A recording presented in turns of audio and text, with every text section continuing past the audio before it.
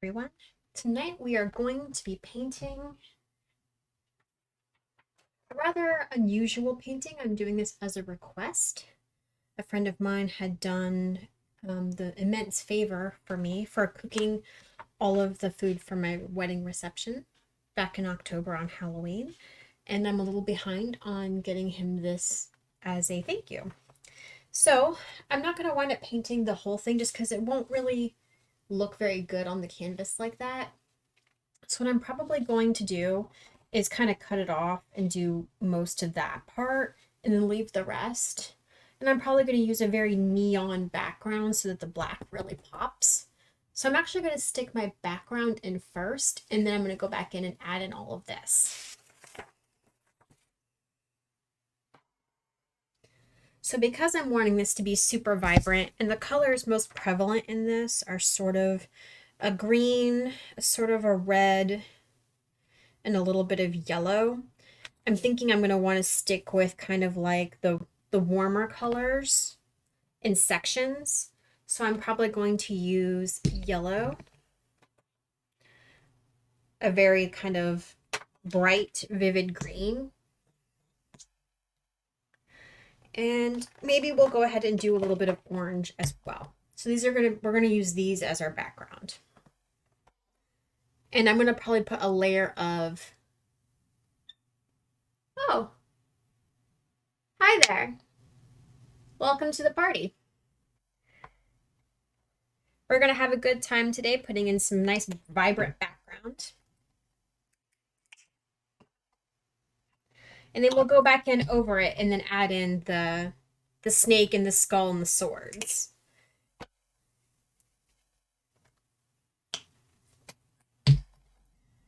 And I'm going to start off with a 1-inch flat brush just so I can get my paint on there quickly.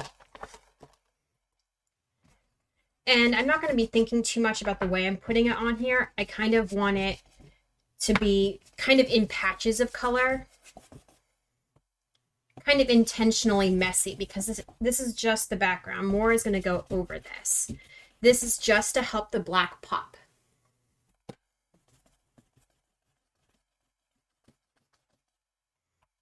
So I'm just kind of trying to variate kind of how much is in one space, balancing it out a little bit.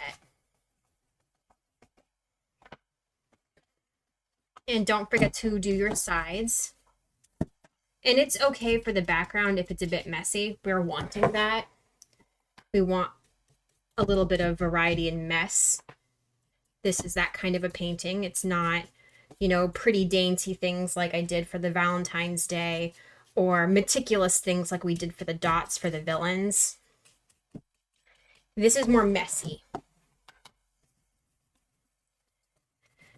And I wouldn't be surprised if you wound up with a little bit of paint spatters just from doing the quick strokes.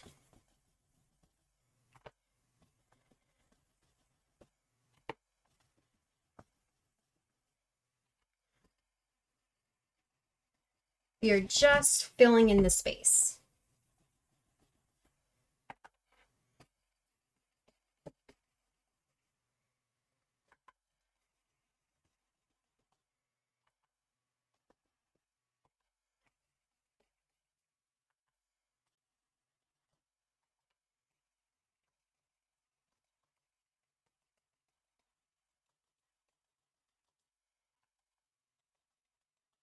And if you're finding that, like I did there, I got a little too much yellow, go back over it in another color.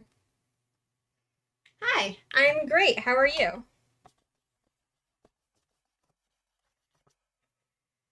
Or is anyone doing anything fun tonight? Or is the funnest thing that's out there right now is literally watching me make a mess on canvas?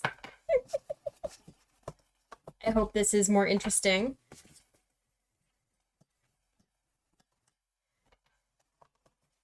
And don't neglect your tops and your sides. Oh, good. I'm glad you're having a good day. Any fun, exciting weekend plans? The most fun you've seen all week? Oh no, I think that might be a tiny bit sad. But I'll take it as the highest of compliments right now. That sounds very sweet. Thank you. I appreciate that.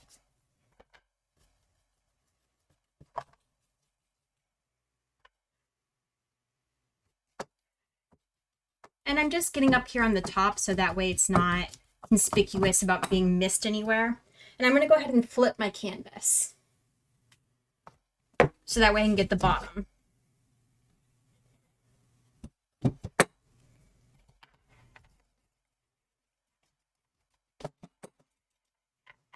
If you're painting along, make sure you have a hair dryer. You will need it to be able to do the next layer of the paint.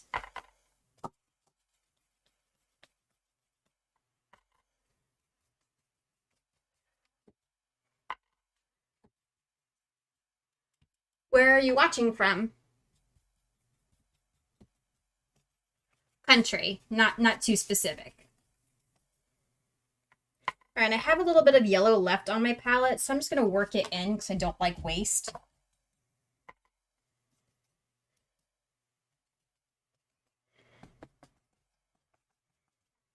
I'm going to rinse off my brush. Britain, that's awesome. I had gone to London for Christmas in 2018.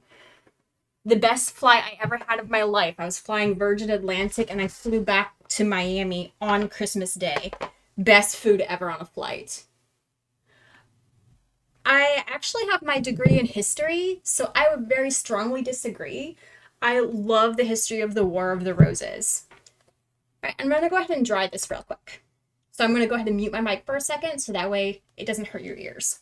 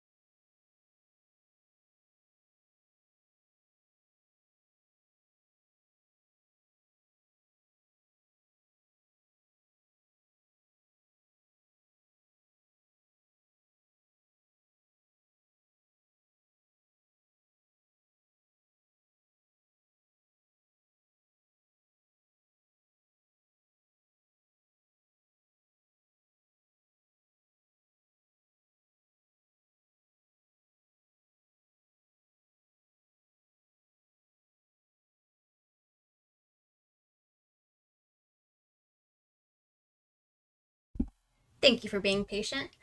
I love going to when I went to Westminster Abbey, and I'm a big Tudor history fan, and the very fact that they had, Bloody Mary and Queen, Elizabeth and Mary, Queen of Scots, all in one place together when they were like immense rivals and trying to off each other in their life.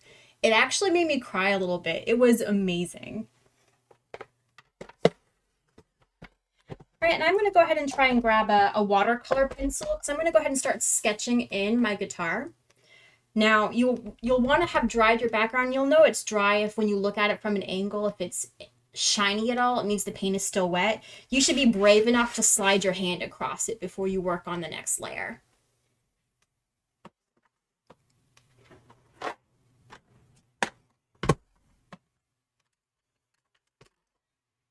I like to use watercolor pencils because that way if I make a mistake when I'm drawing, all I have to use is a little bit of water and then it disappears. So first I'm going to go ahead and bring up my reference image for myself. And since I'm only going to be doing probably only about a third of this, we're not looking to do the whole guitar.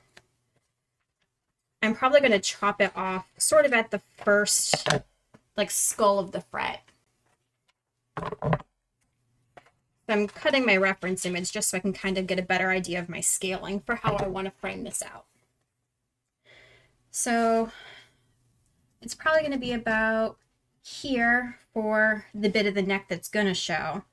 And it's kind of got this unique kind of shape like this. So I'm going to bring this line down for myself. And a good trick if you're not comfortable with drawing a straight line is to literally let your hand drag straight down rather than trying to think about it. Just letting your arm just slide, which is why it's so important that your background is dry. And the rest of the body kind of dips in a little and then kind of comes back out again. Think of it very much like the human body, at least in that respect. And this is a little more angular that I want, but this is just to help me kind of get my shape in. And on this side, it kind of comes down a little lower before it does its dip. And now I've got the "when I dip, you dip" song stuck in my head. That's going to be my life tomorrow. And then again, it kind of curves and then comes back down. So we've kind of got the basic shape in there. We're going to clean it up a little bit. It's a little wider than I intended there. I don't like that, which is why I like using the watercolor pencil. It helps me make these adjustments. And when you want to get rid of a line, just let a little bit of water on your brush and it kind of slides right away.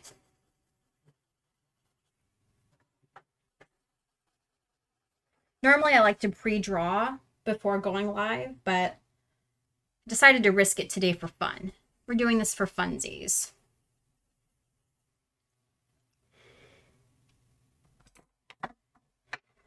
All right, and I'm feeling brave enough. I'm at this point, I kind of just got a basic idea of where I want stuff to go. I'm gonna go ahead and put some black paint on my palette.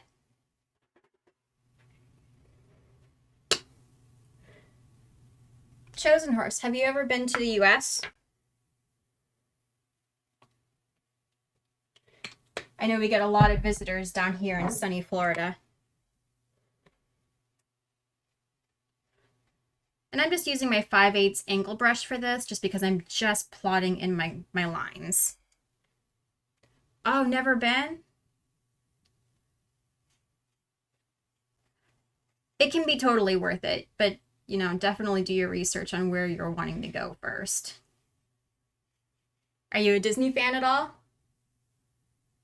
Nice. Where have you traveled to?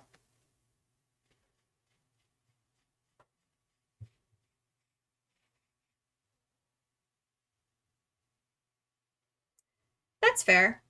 Most people don't universally like everything that any company makes. That would be setting a wide and unrealistic net goal for any company that's producing films.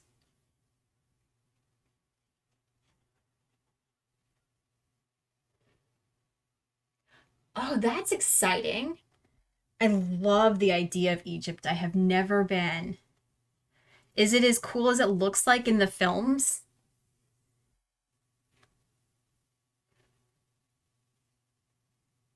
The number of times I've seen The Mummy is a little bit sad, actually, now that I think about it.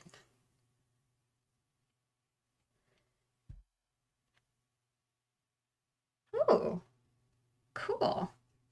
Maybe I'll have to make that a bucket list travel item for me. Let's see, where else have you been? You said Turkey and Spain. I actually had a foreign exchange student from Turkey when I was in high school. That was a lot of fun. My folks loved having exchange students every year. We've had folks from Turkey, we've had folks from Turkmenistan, we've had folks from Vietnam, we've had folks from Hong Kong. Let's see, where else? We had a girl who stayed with us for a year from Russia. I'm trying to remember where Jenny was from. Jenny is not her real name, but it's the name she used while she was here. I want to say that she was actually from Taiwan. I think she was from Taiwan.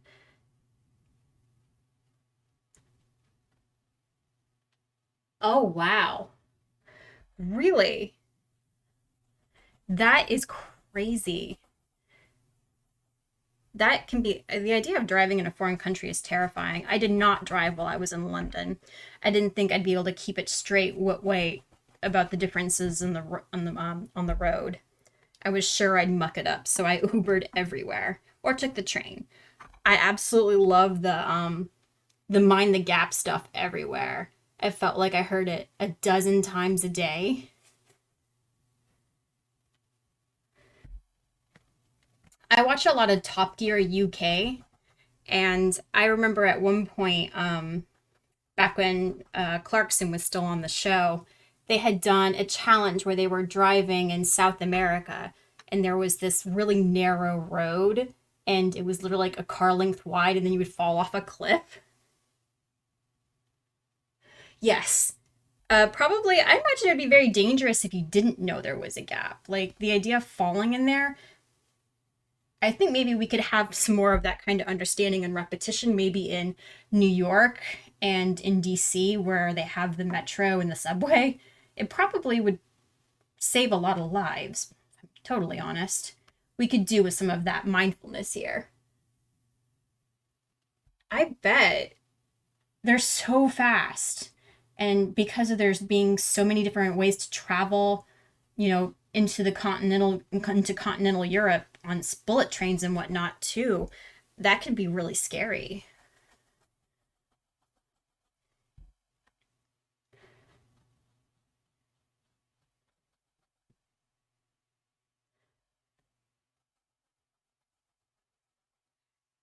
I've only left the US 3 times. I've been to London, and I did a couple of surrounding areas too, but for me, that's all the same trip.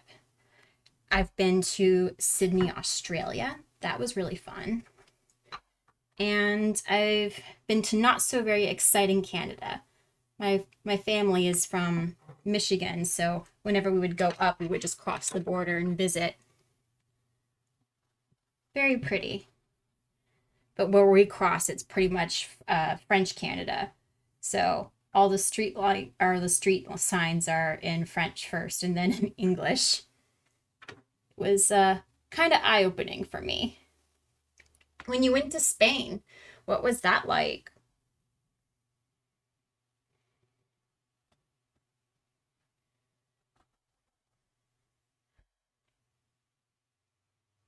I'm going to turn this upside down so I can get a better feel for how I want this to get rounded on the side because I'm just not matching it up the way I want. There we go.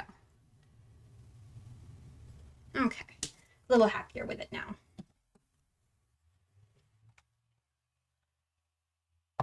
Really? You really wanted to go to Canada when you were a kid? What about it you found attractive? Oh, the Paris catacombs. I think that was one of the things I had on my bucket list too. I did the London tour for the Ripper while we were there, and that was fun. And I imagine it would be similarly exciting in places like Rome, where they literally built on previous things that were already there. I bet that would be a super interesting tour. Okay, I'm going to mute my mic for a second, and I'm going to let this dry so I can go over it.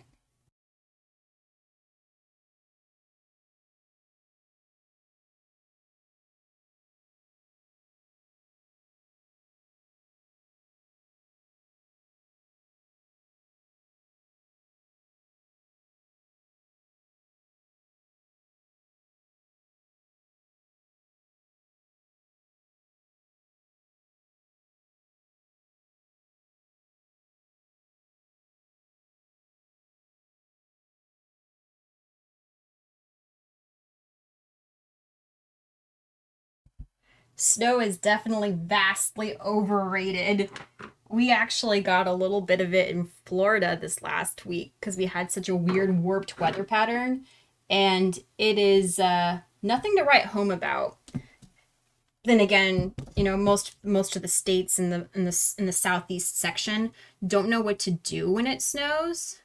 Like the entire thing shuts down because there's not a snowmobile to be found in the entire state, like, or even if it like ices over, even in states like Georgia where they occasionally see snow, they just don't see enough of it. So when it happens, it literally is like the most shocking thing in the world. Okay, now I'm happier with it. And I need to do my top so that way it continues up off the top. Since I'm lazy, I don't like to professionally frame anything that I work on. I like to keep it gallery style, so I make sure that the painting always kind of extends over the side.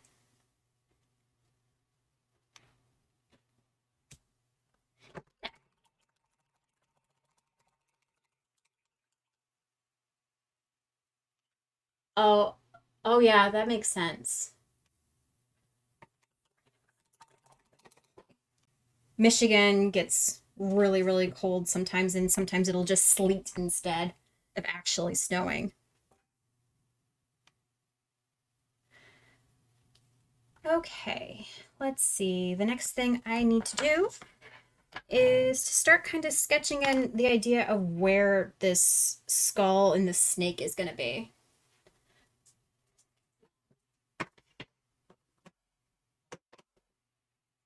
Give me just a second. I got to find my watercolor pencils.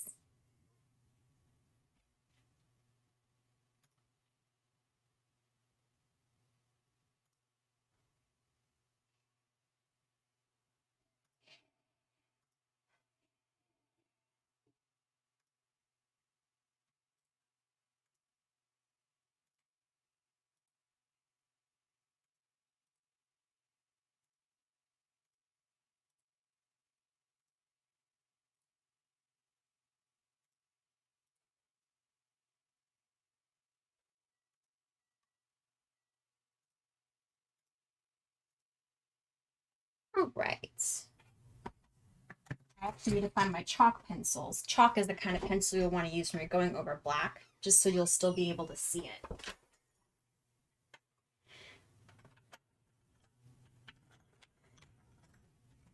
And since I can't find the chalk pencil I want, I'm going to use standard school chalk this time. This isn't totally dry, but I'm going to work with it as it is. And just to make this easier for me, I'm going to turn it this way. So we've kind of got the idea of part of the skull that goes here. And it kind of, where its teeth goes, looks kind of like there. And then there's a continuation of the jaw that comes down to like there. And then in between here, we've got what looks something kind of like a snake there coming out of its mouth. It's really, it looks like it's kind of a really gross kind of tongue with maybe some pincers on the end, but let's see. And we're not going to worry too much about the idea of where these swords go. We're just kind of outlining kind of where they would belong, just to make it a little bit easier later. And over here, kind of up in this corner, we're just going to lay out the idea of where the snake mouth goes. And it kind of has like a round bit there. We're not going to worry too much about the placement for this. We're just kind of getting an idea of where it's going to belong. And it's kind of going to go, we're not aiming for 100% accuracy here either. We're just kind of taking this as an idea and running with it. And it's going to kind of come up against this, and it curls a little bit into itself. So we're just kind of marking that space off. And I'm not going to worry too much about the skull placement and all of that right now either. We're just kind of marking the space, just to help make it easier. Now, as you might imagine, most of these bright colors are not going to show really well directly over black. So you'll kind of want to put white in first with your color, just to help it bounce back. So this is definitely a thing about layers.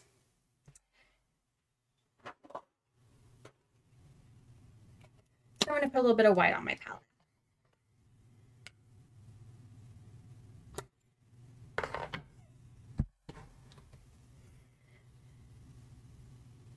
Why did you stop wanting to go to Canada? Out of curiosity. You said that was something you wanted to do as a kid. What has changed since then?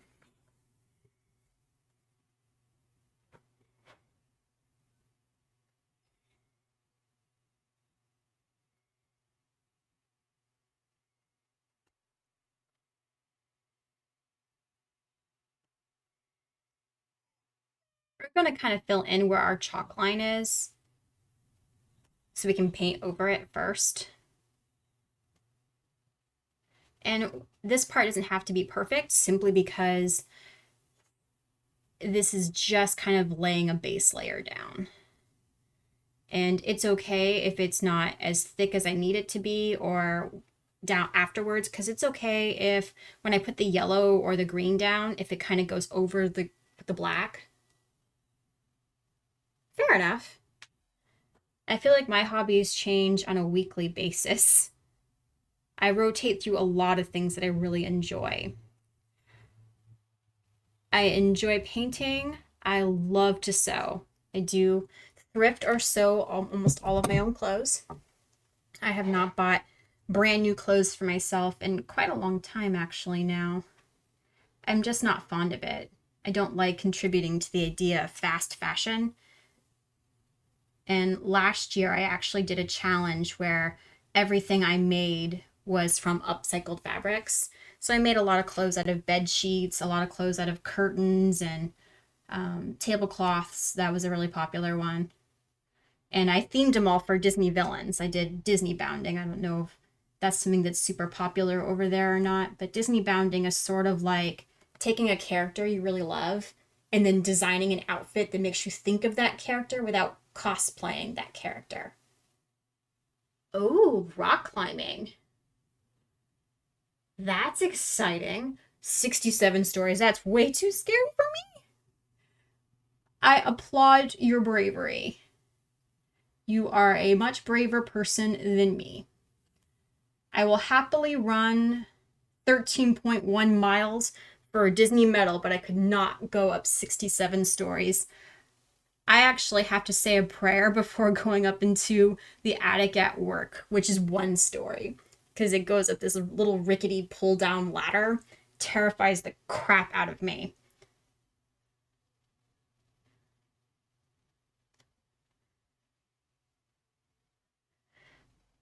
Well, I imagine it takes a certain level of both. Sometimes, you can't be brave without being a little bit stupid. Otherwise, you probably wouldn't be brave enough to do it.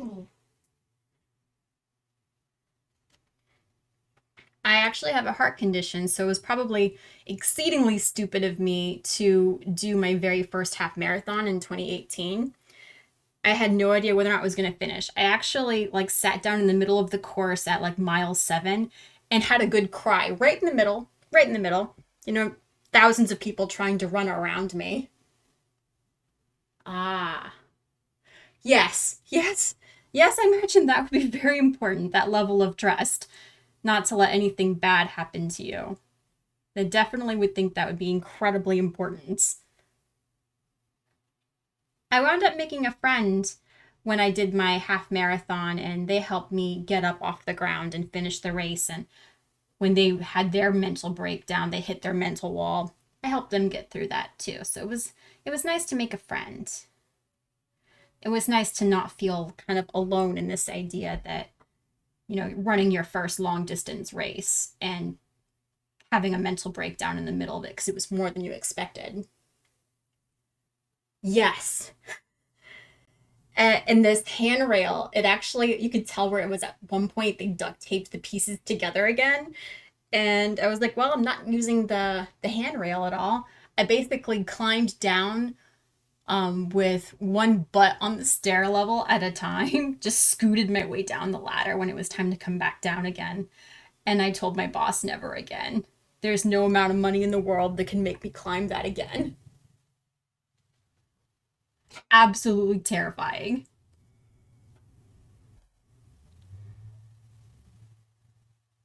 We used to have at my old house an attic where you had to climb in up through the top of your closet.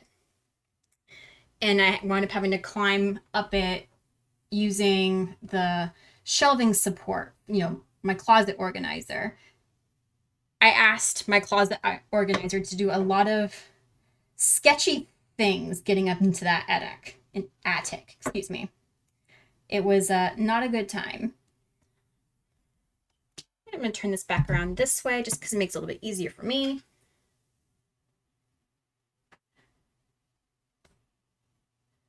I know when he requested me to make this that it's based on a famous guitar, but I know literally nothing about it. I'm just painting it as a thank you.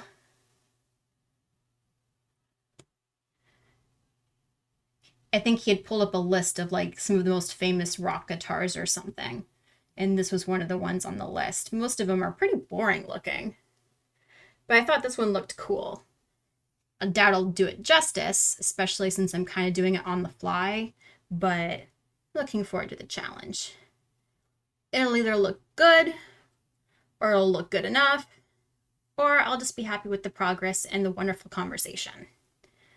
And sometimes that is all you can have, and that's cool too. I'm just doing a quick double layer so that way when I put the color down over top, it doesn't have any weird lines or too many weird lines in it. I'm running a nice smooth consistency. All right, and I'm going to mute this for a second so that way I can dry it.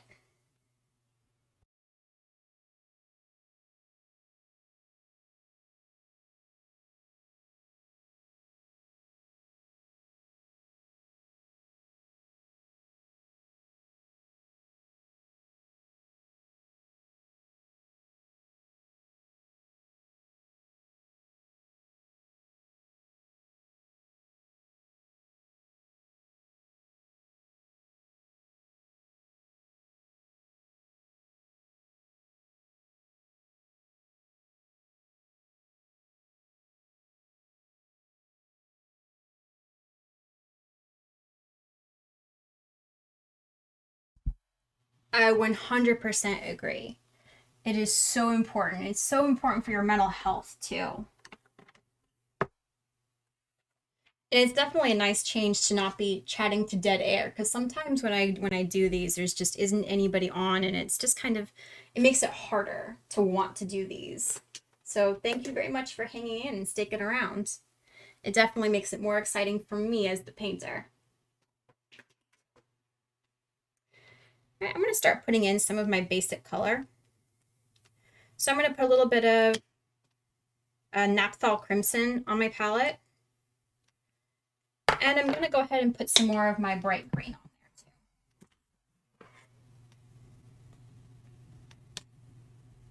there too.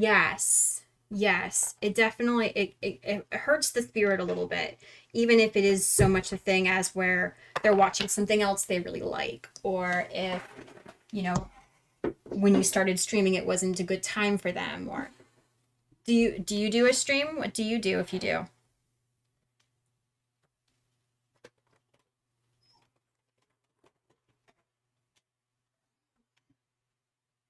I'm also going to put a little bit of pink down for the inside of the snake's mouth on my palette.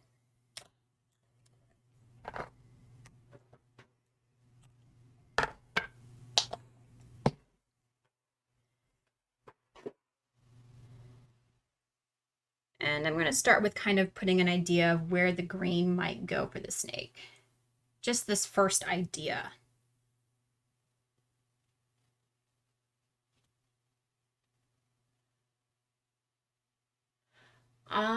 Well, I feel like most of mine are usually pretty boring too.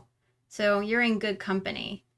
I can only talk into dead air for so long before I run out of things to say to myself. I might start quoting my grocery list if I'm not careful. Do you play games at all?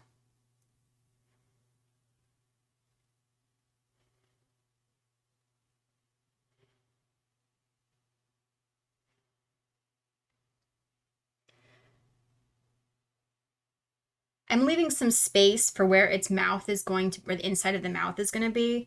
And even though this is a continuation, I'm wanting to, at least when I'm initially putting my paint strokes in, I want to make a note for myself that this is going to be something that's going to be more in the foreground and this is going to be more in the background.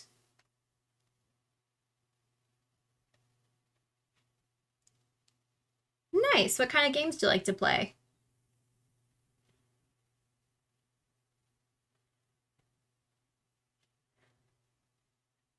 I'm an RPG girl myself.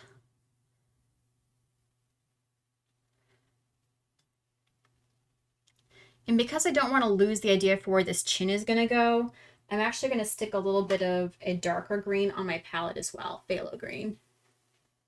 Driving games, cool. I am not very good at them. I always feel like I'm just going to hit the side of the road continuously. It brings me back to when I was very young, and I had a friend when I think it was the N64 first came out, and they had a game out called Cruisin' USA.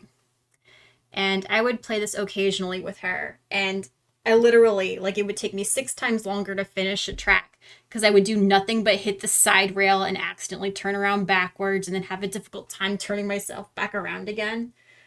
I'm not good, and I can't say that I've gotten any better with age. But I love a game like Skyrim or Dragon Age. A couple of ones I've played a number of times are like the Kingdom Hearts games, except for the newest one. I'm not a big Monsters Inc. fan. Nice. My husband had a wheel that he used for a while, but I think something on it broke when we moved. I think that was what he was telling me what happened to it. When you're putting paint strokes in for the snake especially, you're going to want to follow it along the body line because you want your strokes to make sense. Like with the movement of where the snake would be and how it's going. Like the way the skin would be, directionality. Yeah, he was too. I had gotten it for his birthday, and it was something like, I want to say it was like a $200 wheel or something like that. And it had all like the acceleration pedals and all of that with it. I was very sad. Not so sad because it, took up a lot of space in that sense, but I was very sad for him.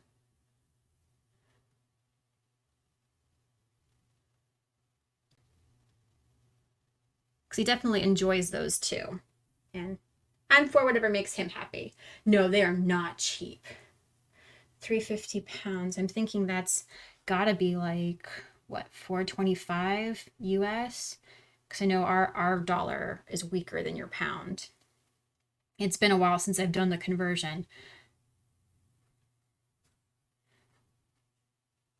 Oh, yeah. No. He'll have to wait a little while for another one. He just had his birthday. So he won't get one for his birthday this year. But I don't know. Maybe for our wedding anniversary. We got married on Halloween. Halloween is a big deal for us.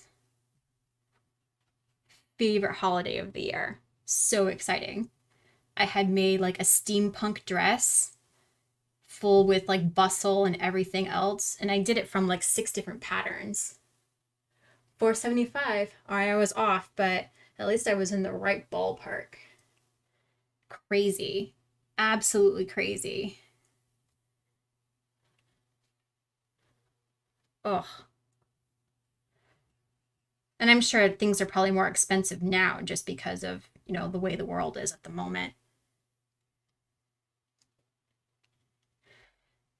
And I'm going to do this part back here a little darker because this part is going to be lighter because it's technically in the foreground. But that's why I'm painting it in the order in which it would appear. So that way when I go over it, it will make more sense. It will all look continuous.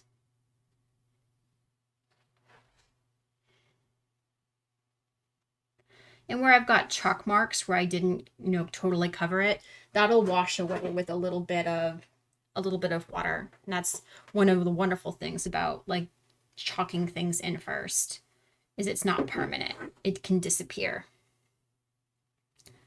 And now I'm going to go up here in the front a little bit because it's kind of looping right there.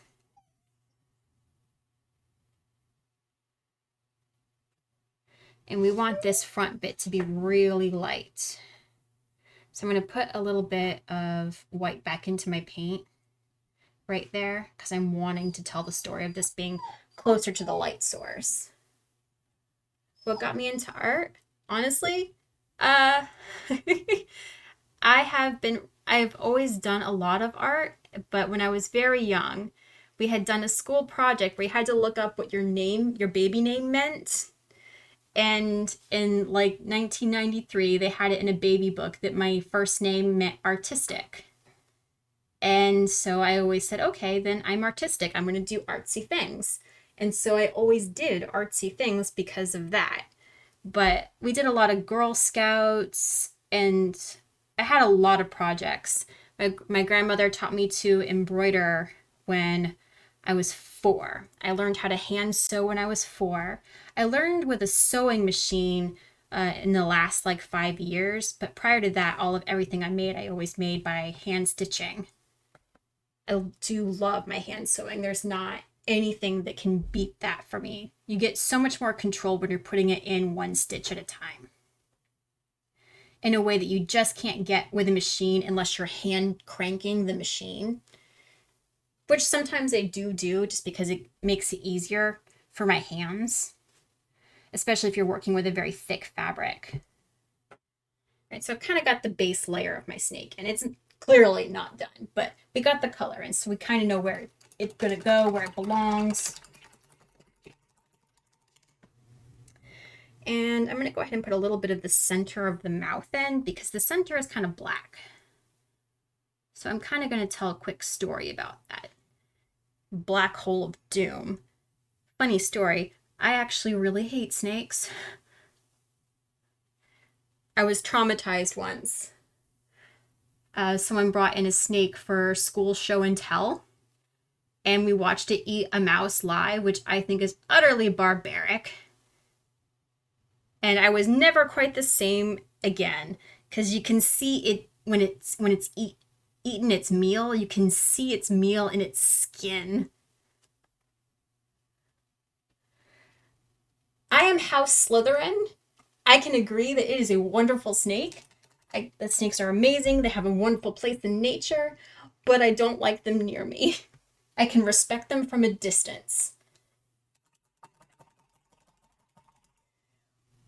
One of the things I learned when I was actually in London in one of the zoos there, that spiders, like the very big fuzzy ones, shed their skin. So when you think you may have found a dead spider, it may actually just be its carcass. Like it's shed its layer, and the real spider is still in your house somewhere. Oh. I was never okay again after learning that. I will forever remember the person as Gross Emily, because she brought around a snake, the spider carcass for us to hold. It was never okay again. Black-eyed leaf frogs. I actually don't know what that is. I will have to look into that. I'm now curious. Is it cool enough looking to paint? What do you think? What are your thoughts? Is it a cool paint subject? Does it look as eerie as it sounds? No, not a cool subject? All right, then tell me about this. Tell me about this animal. What makes them so cool? They're cute. Really? All right. I'm here for that. I'm here for a cute animal. I'm usually thinking of a fox or, something fuzzy when I'm thinking of something cute. I don't usually think amphibian, but that doesn't mean it can't be true. It's just not what I would think of first. Mostly because I imagine they're not as cuddly. Fully green with black beady eyes. Oh. But like light green or like dark green? Do they have a bunch of like cool little bumps and designs, even if they're all like the same color?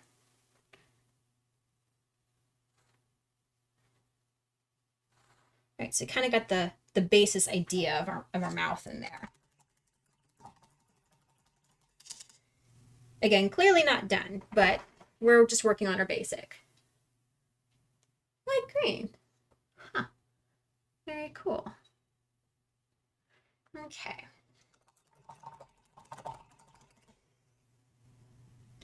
And I'm going to stretch out my black a little more. Let it kind of blend a little into my pink.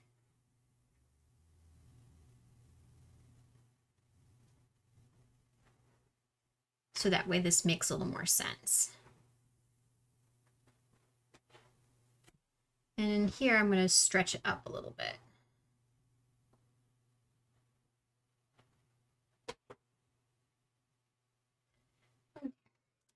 We'll come back to that section. A little too wet to work with right now. All right, now for this truly weird looking skull. I have a little bit of yellow left on my palette, but I'm going to put just a little bit more on there just because this part kind of has more of a yellow look to it before it goes back into that really rich looking green.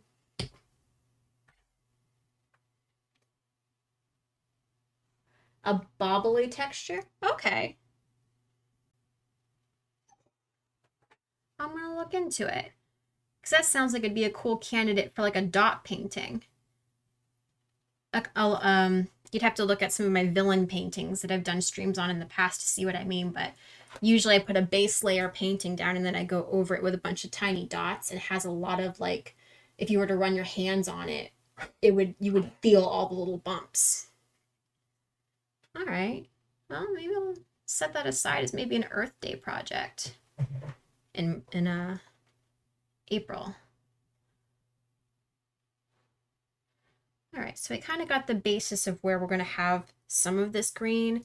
I'm going to stick some of it down here for funsies because we're only using this as a reference. This doesn't have to be an exact match. We're going to have a little bit of fun with this. So we're going to stick some yellow in some other random spots.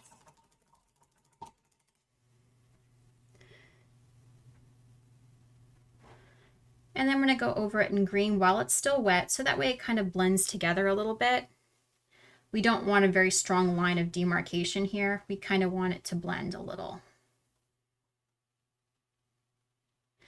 And to assist that, I'm actually just going to use my finger and kind of rub it in. Sometimes, no matter how old you are, you still wind up finger painting.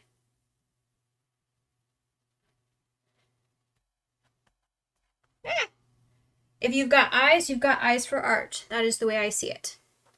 Everyone has the capacity. If you can see, not even just that actually, there are plenty that's kind of ableist of me. If you've got hands, if you can see, if you've got any sense at all, you can create art. I don't know what kind of art you'd make with smell. I'd be kind of terrified. Maybe baking. I think baking would count as an art in that respect for smell. I'd count that. It's not a skill I possess. I am not much in the way of food prep. I am lazy. If it cannot be made in a microwave, it does not get eaten.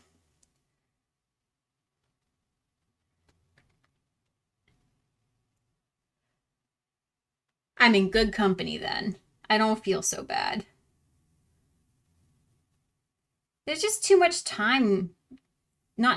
It's just not a good use of my time. It doesn't bring me any enjoyment to do the cooking. It doesn't even really give me all that much enjoyment of the eating. It's just not, I could be doing something I like instead, and I think that's the way I mostly think about food. Now I'm going to smear this yellow in a little bit.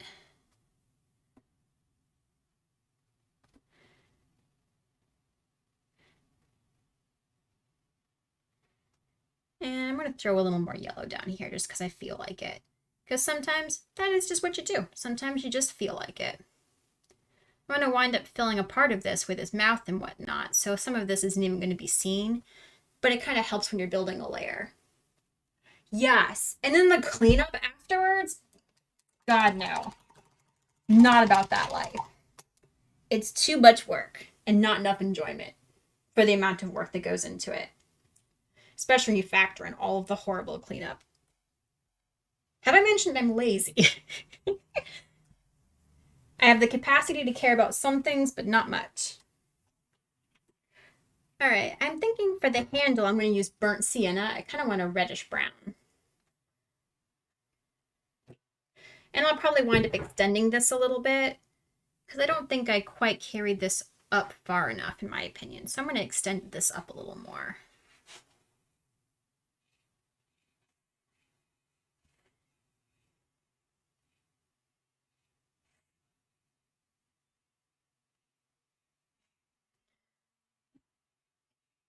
a lot of the times when I'm doing these paintings, I usually already have this kind of drawn out exactly what I'm wanting to do and then offer it as a traceable on my Patreon. But because I kind of decided to do this one at random outside of my usual schedule, I decided to wing it. Yes, all the pans. And they take up space too, even when they're clean. Just altogether too much work. I'm gonna stick a spot here for part of the hilt. Just so that way when I stick that in, I can just cover that spot with the right color. Except for walks. I am down for a good walk. I do like my Chinese and Japanese food. I love that.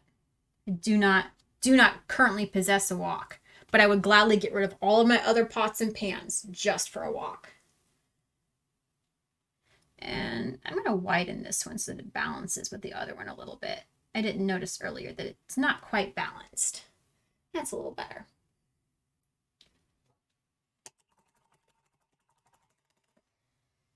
Ooh, it just occurred to me, I'll be able to use my metallic paint with this. Use a little bit of copper and gold on the handle. That'll be fun. The last time I did that was when I did the evil magic mirror painting. I had done a rainbow Disney villains painting. Well, paintings. I had them all set up side by side.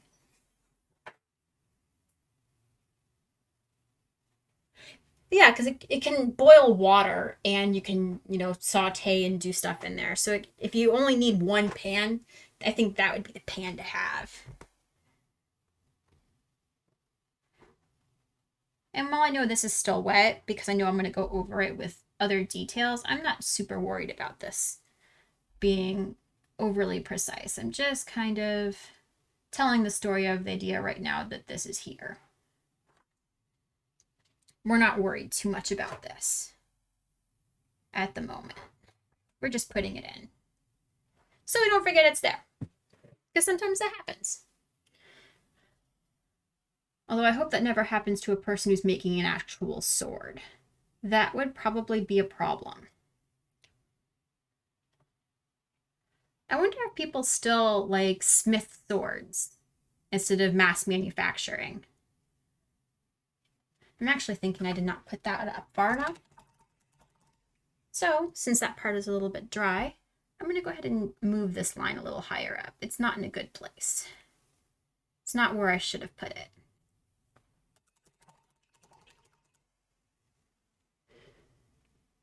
I should have put it here.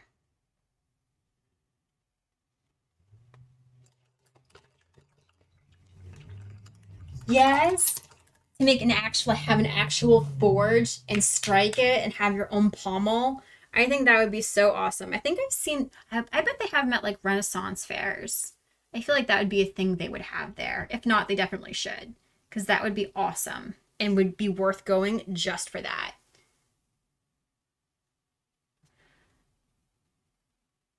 All right, so we kind of got the story of the hilts there. Yeah, I am so weak. Dude, my arms are like the strongest, are like the weakest part of my whole body. I've got strong legs, but I cannot lift. I actually had to buy a gripper to get hand strength back in my hands. I am so weak. All right, I'm gonna grab some of my metallic paint, I think. And I've got a little bit of gold, and I think I'm gonna haul out the silver too.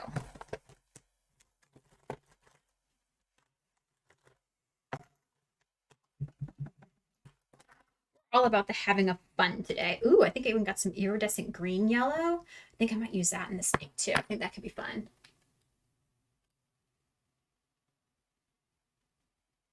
Legs and forearms. Oh, nice. Forearms. I'm trying to imagine, how do you work your forearms? Out of curiosity.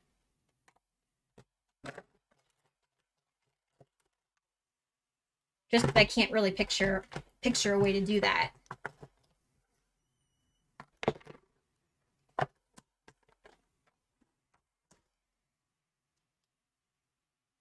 I've got a DEFCON 5 butt.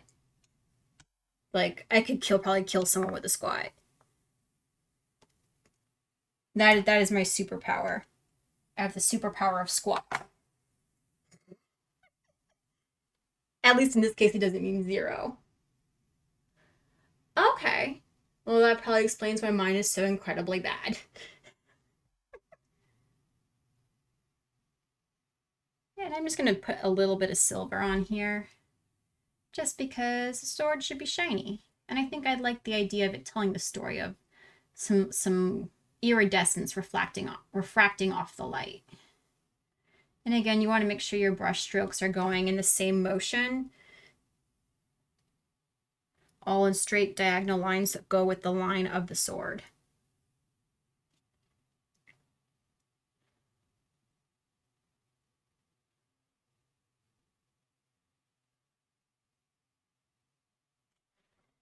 Okay. And for some variation, I'm going to stick just a couple of little white lines there. I'm going to add more texture later, but it's important to build a little texture as you go. It makes a big difference. Oh, that makes sense because you do climb. Right. You'd have to be. You'd have to be. That makes good sense. I'm sorry I did not make that connection. I'm feeling a little silly. That is really dope.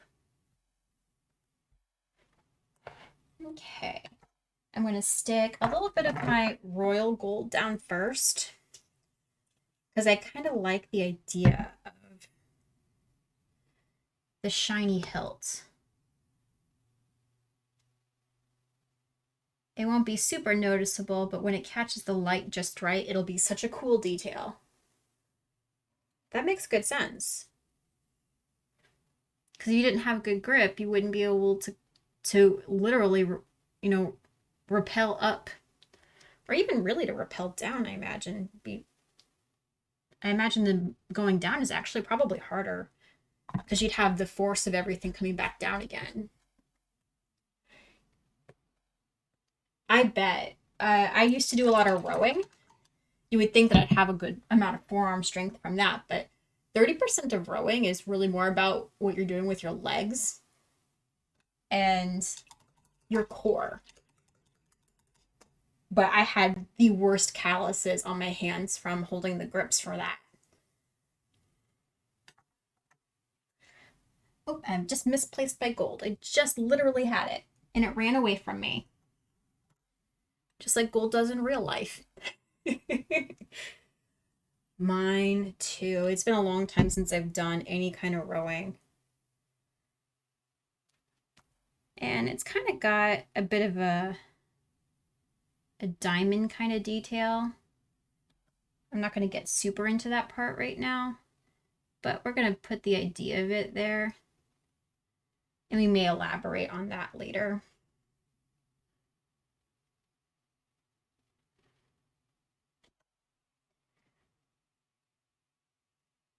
This is already turning into more detailed of a painting than I had ever intended, but I'm having a good time. I'm here for it.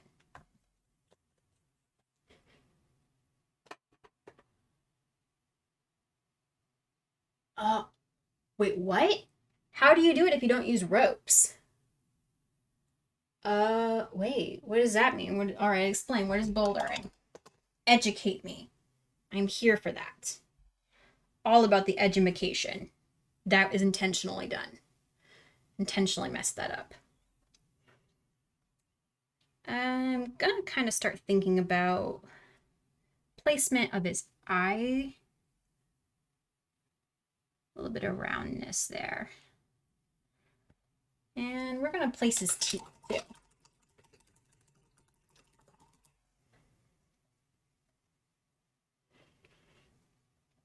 Cause it's kind of, I'm almost wishing I would pencil this first, but I'm gonna be brave and a little bit stupid and freehand this. Because the worst that can happen is it doesn't look quite right, and then I paint over it and start again. Has to be lower walls. Oh, yeah. I would bet. Oof. Oof. Oof. I'm terrified on your behalf. Okay, and the other one kind of comes from a little higher up here. And again, it kind of tilts down. Has that bit of that roundness.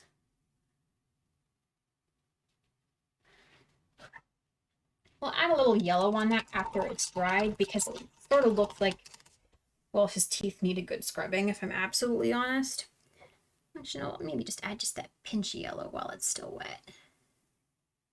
He's got tooth decay. Sort of a bad joke. Like a vampire that needs to see a dentist.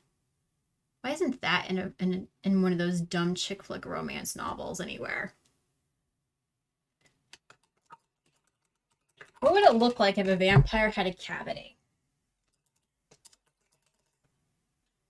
Would they even still be able to eat in a theoretical sense if this really existed?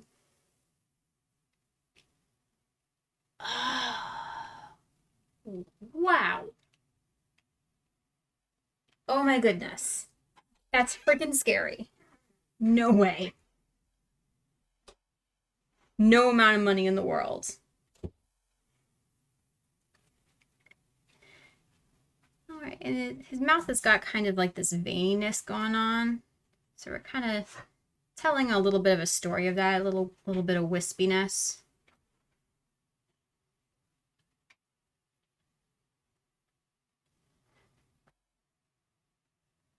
Oh, no, I still just can't even.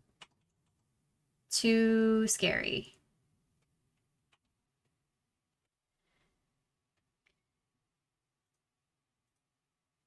I don't know if there's a lot of lighthouses in the United Kingdom, but there are a lot of lighthouses in Florida, and a lot of them have like those dumb shirts where it's sort of like, I survived the X number of hundreds of steps, up the lighthouse to see out the view.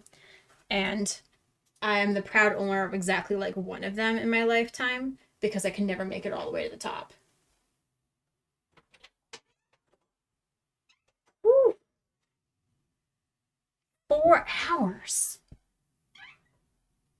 That's some endurance. That's scary. Nope, not for me.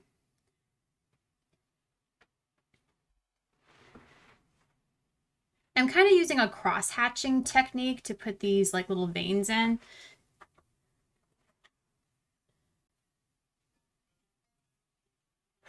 Still can't believe it. 4 hours. That's crazy. Man, it is certifiably insane.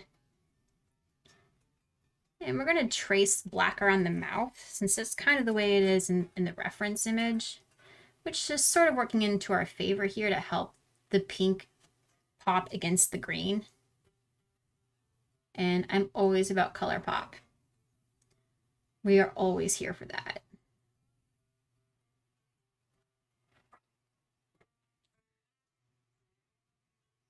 But I thought you were a big climber. How can you only climb for 5 minutes?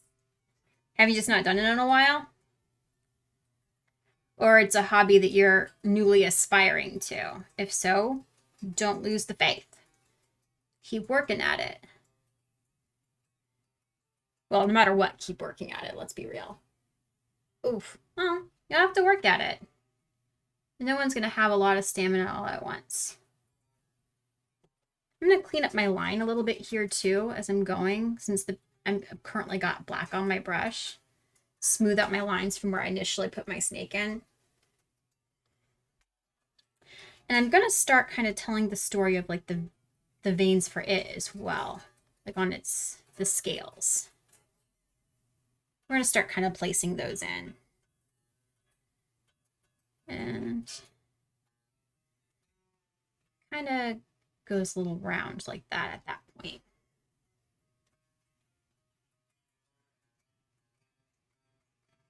Ah, yeah, well, it does take a lot of practice to learn how to do things. Anything worth doing takes a while to learn. If it were easy, it wouldn't be an achievement to complete. And that's definitely true for anything that requires that much, fortitude.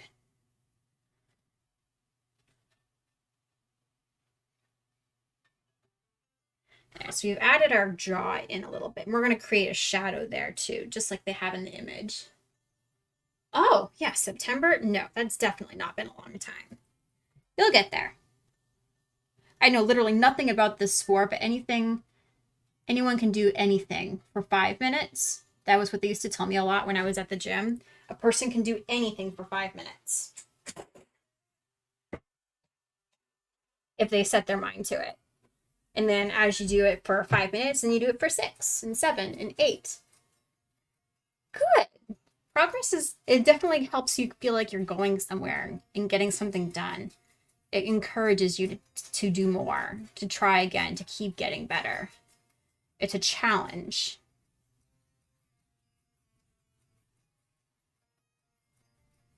What made you want to pick up hiking or pick up climbing? I kind of link the two things together in my head, even though it's more like hiking up a mountain as opposed to traditional hiking, or what I think of as traditional hiking, because there are no mountains in Florida. Rephrase. No intense mountains. We have a little city called Mount Dora, and I did their half marathon the Christmas before last, and I about died. We weren't the last ones to finish, but I think there were only 17 people that finished after me. And it was rough. It was definitely rough. I had done a half marathon before, but I hadn't really trained a whole lot leading up into that one, and I was not as prepared as I should have been. I was not good. I was bad. All right, and over here it kind of does this weird cross hatching thing. So I'm going to put that in real quick.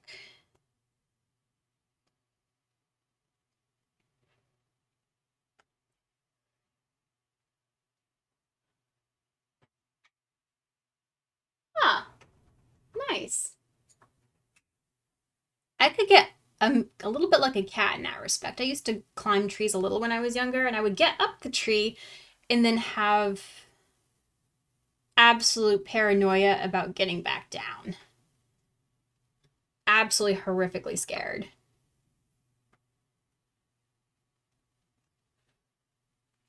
It was not a good time. But Afros had mentioned I'm lazy and a bit of a wimp. Not self-deprecating, just true.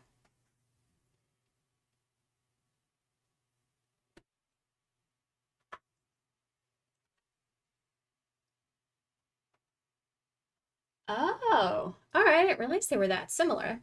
Well, at least now I can understand a little bit better. That's cool.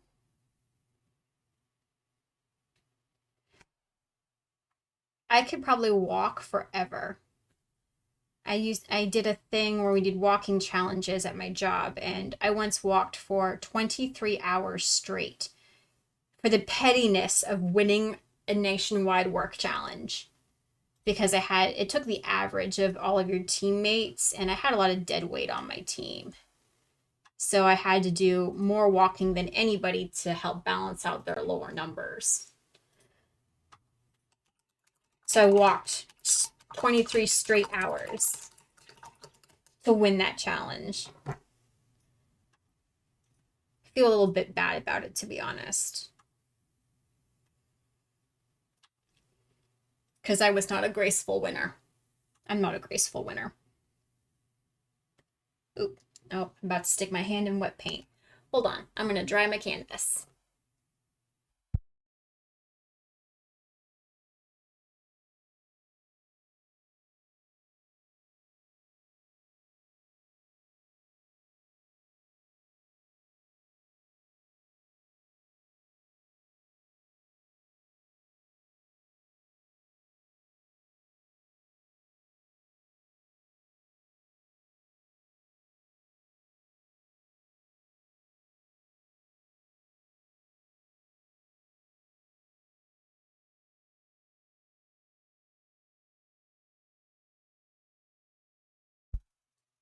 Oh, that's cool. At least you knew you were safe. Like a crash mat would help.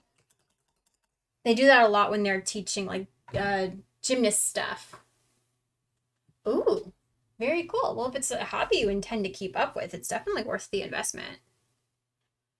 Right, and because I'm doing the line work it's going to be easier for me to do these lines just dragging my hand down. So I'm going to turn my canvas around. So technically right side up, because this is technically the way this is designed to look. All right, and it's going to kind of go like this, but because I'm wanting to go with my own kind of spin on this, I'm maybe not going to always go all the way across, and I might do more of the lines in like a green, a different shade of green, to tell a little more of a story, my own artistic spin.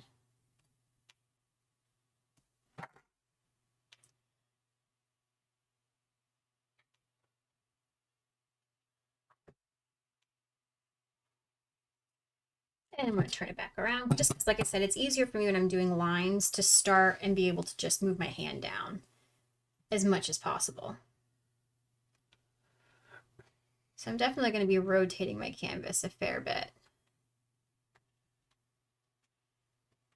Well, maybe not. This part's pretty simple. Short lines.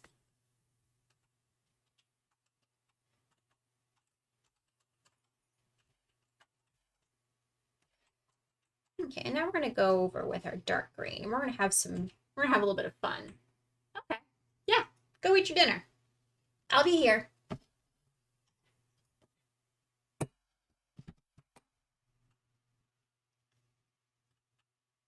I'm gonna take some dark green, and I'm gonna work my way through. Well, I imagine for you, it's probably not dinner. What is the time difference? Like 9 hours? Are you guys at breakfast? Or a very late dinner? At that point, is it called supper? I wonder. Inquiring minds want to know.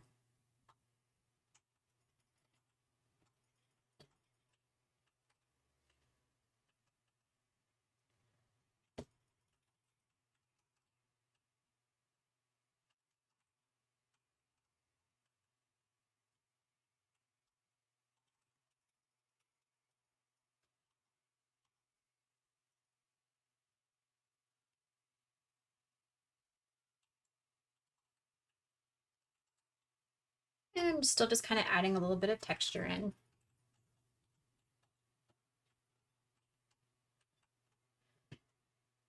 I'm actually going to use some of my light green in random places across here too, because I really kind of want to tell the story of these ridges and these lines. I think that would definitely add a little dimension and value to this.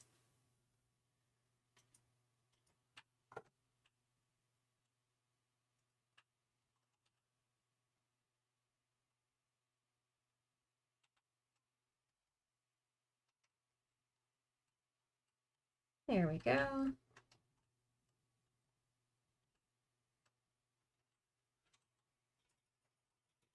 And maybe even a little bit of white. I think that could be fun. We're just going to put a couple of light dashes.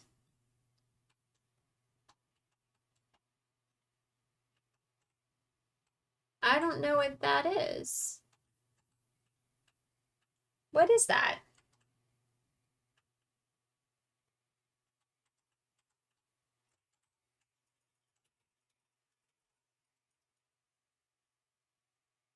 I'm afraid to even attempt to say it just because I'm not quite sure. Ah, I see. It happens. People have malfunctions. Programs have malfunctions. It's all good. The world goes on. Oh, okay. That's fun. Ah. Oh, I see. Okay, I'm back. I got it. Well, we now know I cannot read backwards. That is not a talent I possess. Very cool. Still just kind of adding a little bit of texture to my snake here, giving it a little bit of vibe. And I've taken a little bit of liberty with my reference image a tiny bit just because I think it's fun. I'm a big person. I like texture. Oh, okay. It happens. And I am going to finish going back around my snake and cleaning up my line a little bit. Just because it was a little sloppy when I put it in. And that's okay. But as long as I remember to clean it up before I put in my fire, because I still have to do that. And that'll be its own interesting, unique challenge, because I'll be trying to put the fire in over the black. But I definitely want anything that I'm putting in to feel finished before I move on to the next piece. It's sort of like it's hard to get ready and for like an event and try and thinking about how my hair looks if I haven't done my makeup yet, because it feels unfinished. The same can sometimes be true with like artwork and paintings. If you move on to one step or do a step out of order, it can feel unfinished, and then it's hard to see it for how good or bad it really is, because all you can see is the unfinished bits.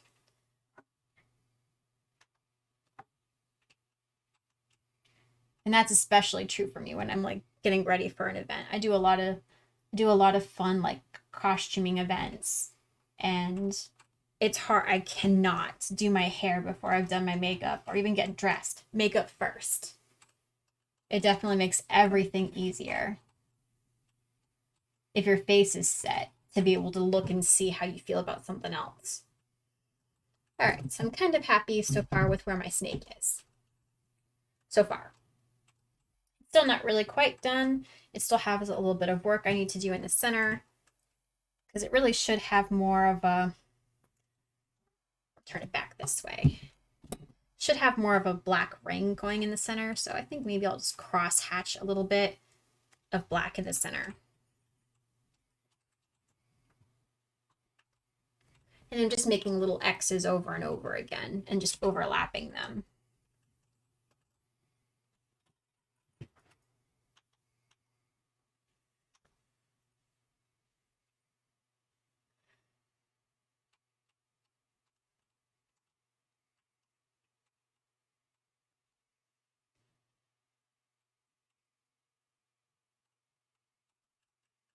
There we go. All right, now I think I'm happy with my snake.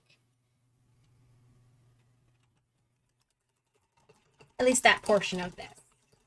Now I'm going to move on to the parts of it that are a little more difficult.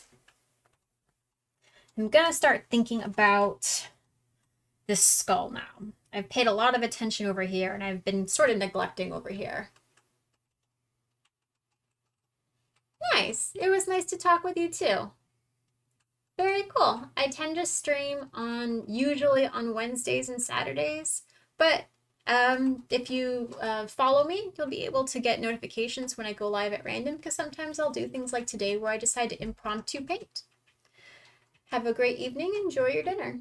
Or breakfast. What meal are you eating, out of curiosity? Great. Thank you so much. I appreciate that.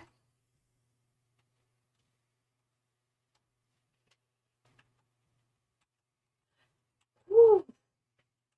Oh man. Could not. Well, sleep well. I hope you get to sleep soon.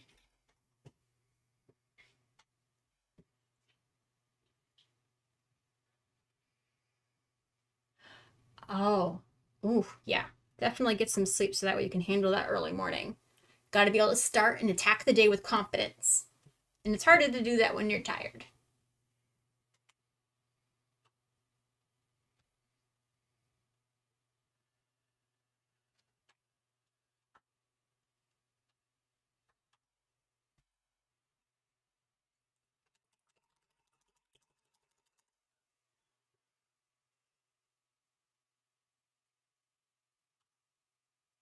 Thank you.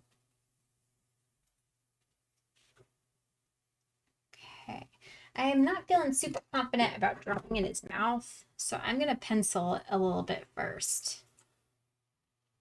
It's kind of going to go as a U shape, like this, there, and it's gonna kind of go the opening of his mouth is going to come all the way to about here.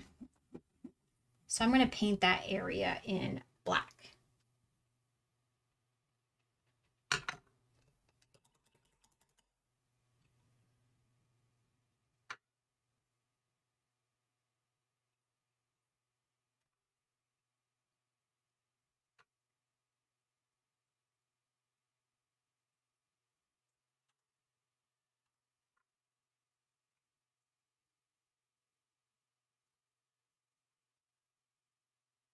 I probably could have drawn it in this way and then avoided doing these multiple layers, but I just wasn't sure how I was going to do it. So it just makes sense for continuity's sake to, if you think you might need it, put it in. You can always paint over it.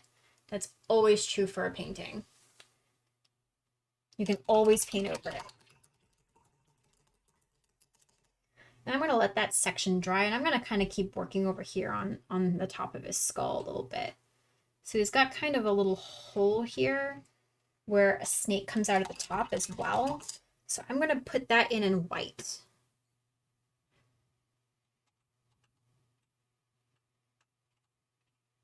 And it kind of is at an angle, and it kind of curves around his head, around the top. So we're going to kind of draw it in like this. And it's going to kind of go to, I guess, to about here.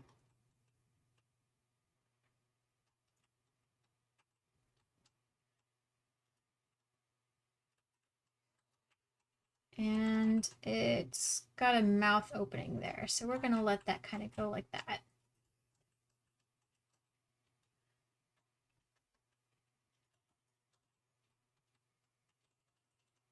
And the round of, a little bit of a rounded of the head. And then we're going to kind of fatten that section off a little bit. So we've got the idea of where that snake head is going to be. And I'm going to go ahead and stick, it's not, proportionate, and normally I would be a stickler for that. But seeing as how this is for fun, I'm going to go ahead and just make it a little bit shorter.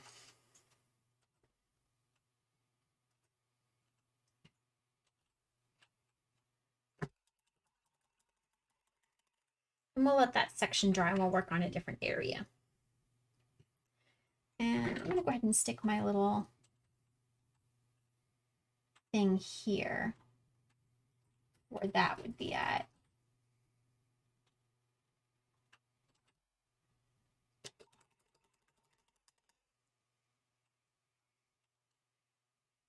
And we're going to start kind of putting in part of the hole that's kind of coming out of the skull for this.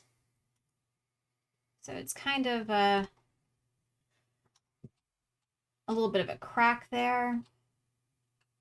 And we're kind of saying it's coming out of it, so it wouldn't go all the way around. It would just be kind of there. And it kind of does this shading down here like this. So we're going to let it do it. We're going to let it come down a little bit. For telling the story, it's got a little bit of a crack in its skull from the snake coming out.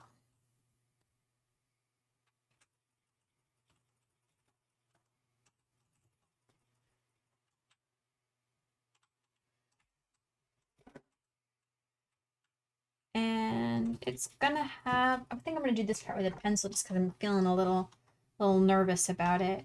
A little bit of a space for his nose. And it's sort of a triangle, and I'll define that a little better when I put in the paint, but for now we'll kind of do that, and it should extend a little higher. And then the eyes itself are sort of a sunken shape that come up pretty close to the nose. And the same kind of shape on the other side.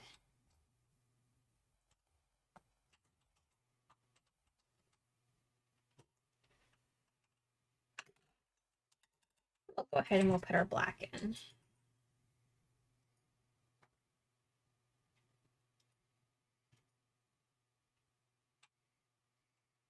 There's some other details that are going to happen in this area too, but for now we'll just kind of get our color block in.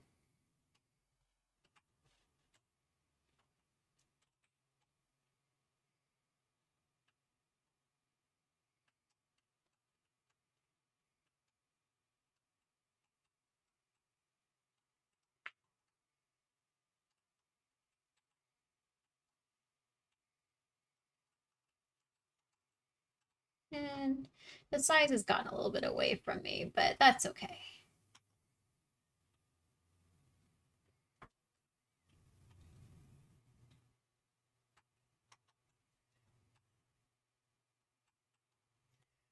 All right, and now for his nose, and it's kind of more of a round at the top.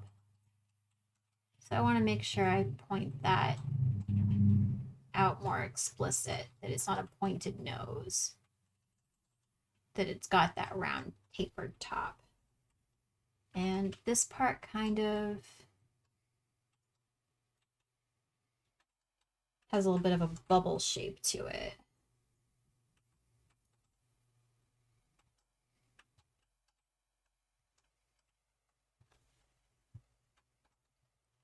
So we've got kind of the basis of that in there.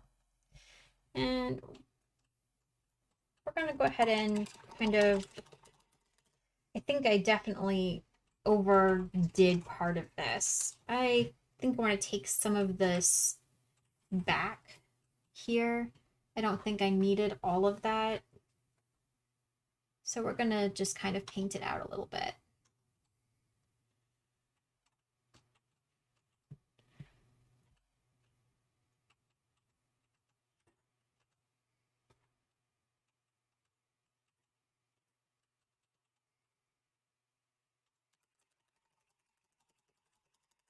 And now we're going to kind of draw in where the mouth is going to end, so that way we can put in the other snake. Because it's kind of got a bit that goes down for like its jawline.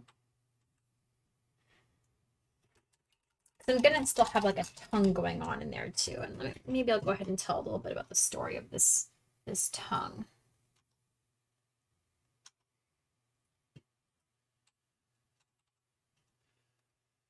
Put it in white first.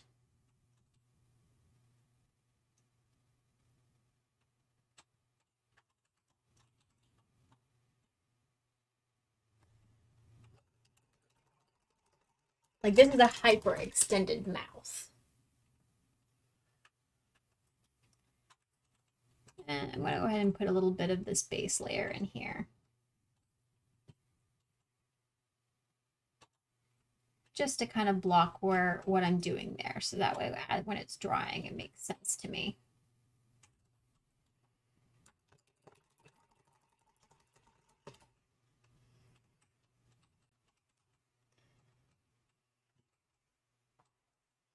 And we're going to omit part of what they had in here just because this canvas is too small for some of this. So I'm not going to do the side skulls. We're going to keep it a little more simple.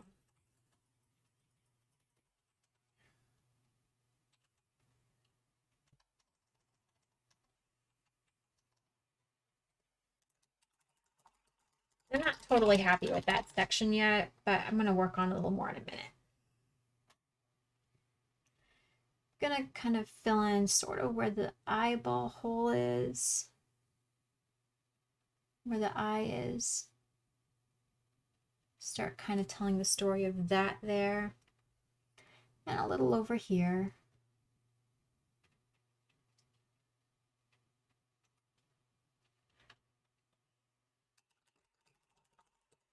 And again, we'll add a little bit of yellow. Hey, hun. Thank you for popping in.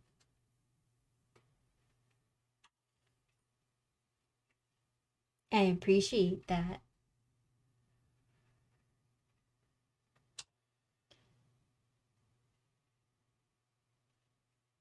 Okay.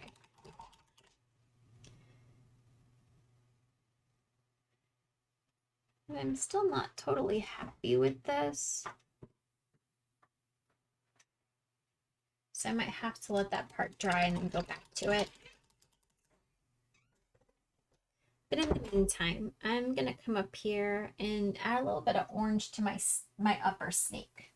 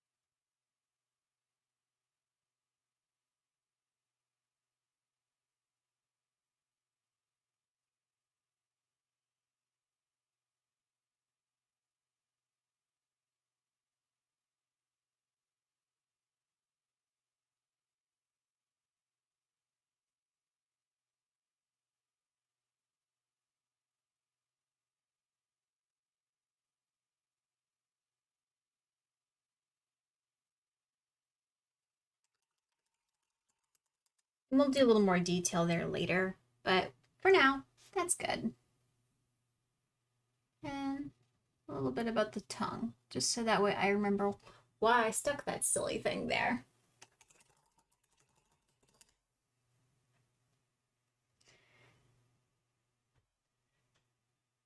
Right, and he's got a bit of a snake that's coming out of this mouth too. We're gonna go ahead and stick his teeth in. And it's kind of a dagger of a mouth there, and a nice long one again over on the other side.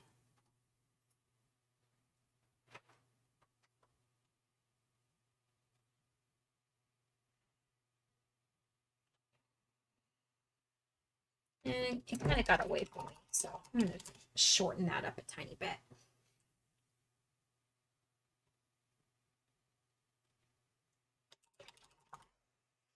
Kind of wanted that more narrow. There we go.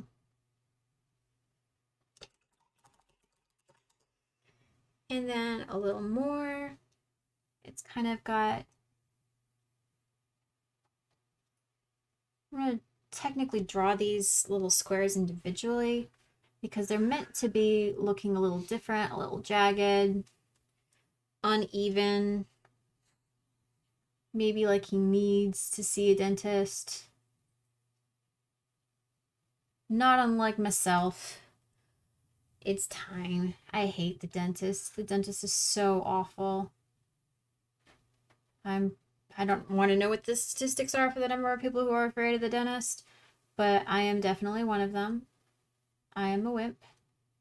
Really admit it. I am a wimp. No shame for all the wimps out there that hate the dentist. You are in good company.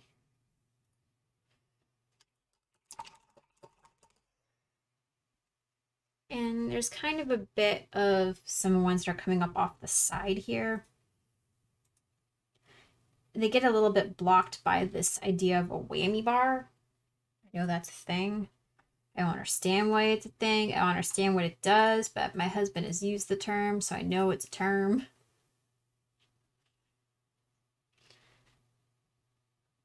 I think it does like a weird trilling sound, maybe, is what it does. Like the weird dragging kind of sound. Maybe that's how country artists get the twang out of their guitar. I don't know. It's beyond my comprehension and ability. And I think I thinned this part out a little too much, so I'm going to add a little bit of white back so that way I can add some green back there.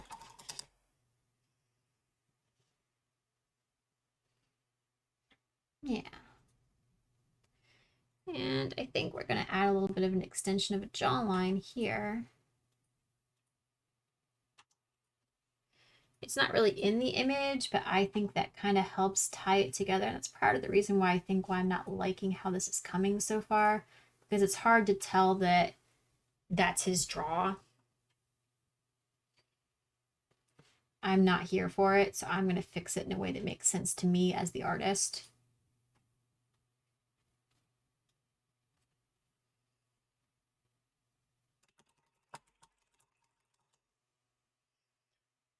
Oh, maybe I should take a step back. I like the way this looks. But when I'm sitting right on top of it, sometimes you do have to do that. You have to take a second back or take a picture of it and then come back and look at it again. You'll definitely feel different about it.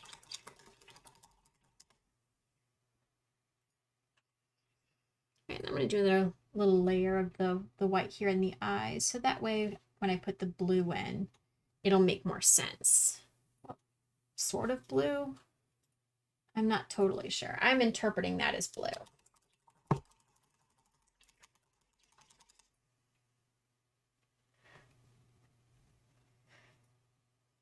All right. Now I gotta decide how I want to do this snake mouth. So I think I need to dry my canvas. So I'm going to mute my mic for a second while I dry my canvas.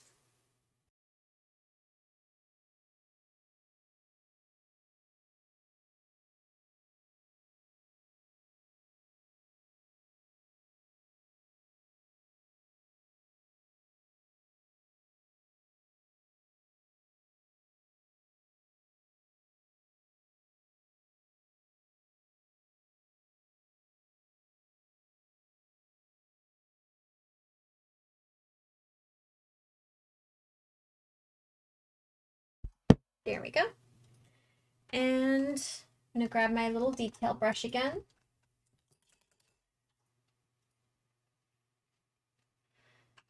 And I'm going to take some white and I'm going to start, I'm still kind of nervous about it. I'm going to grab my chalk.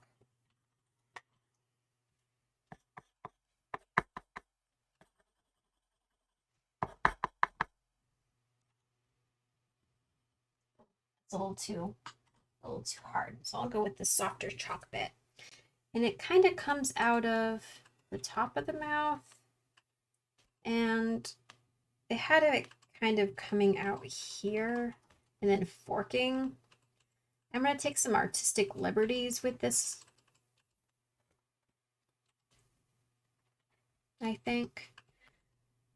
And kind of have it overlap the snake, since I chose to omit the skulls just because of the amount of space I have available to me.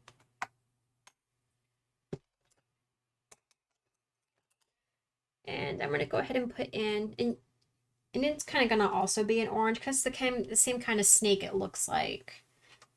Well, oh, actually, now I think about it, this is probably a continuation of the same snake. I did not even make that connection until just now. I'm feeling a little silly. So that's exciting, and I feel silly. Yep. That's okay though. Sometimes you're allowed to feel silly. And I don't want to mess up the lines that I've got kind of going for his teeth. So I am going to take a pause for a second before I add any more of that in. To go ahead and add that little bit of like yellow that they've got going on his teeth, that decay. Because I don't want it to get mixed up with what I'm working on right now. Even though I'm only, putting in the background part of it, I don't want it to get lost. I don't want to mistake it and then accidentally paint a portion of his teeth orange.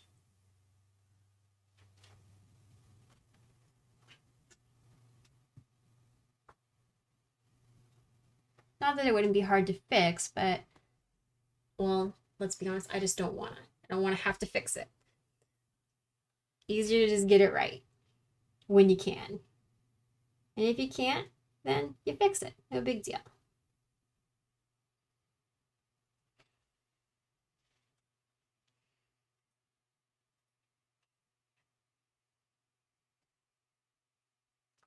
And now I'm more comfortable with putting the rest of my white down for the snake. I did not want it to get messed up with his teeth. And I don't want that to be so straight. I kind of want there to be some wiggle here. So I'm gonna change my line a little bit.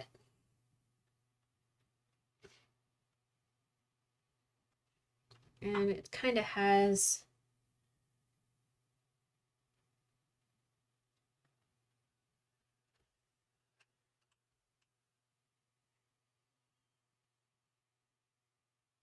there. And now I'm going to go ahead and put in my orange, a little bit of that while it's still wet.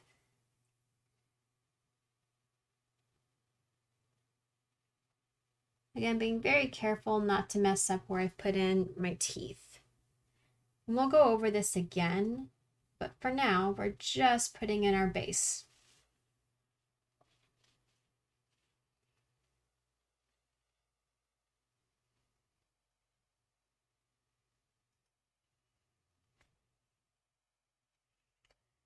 And I think we'll go over this with some fluorescent UV paint too, because I think this one would be really fun with some UV paint. Like, this is a perfect candidate for that kind of painting. So we'll definitely go over it with some of that kind of paint and do some fun details. And while I've got the orange on my brush, I'll go ahead and darken this up again. And add some of that on here.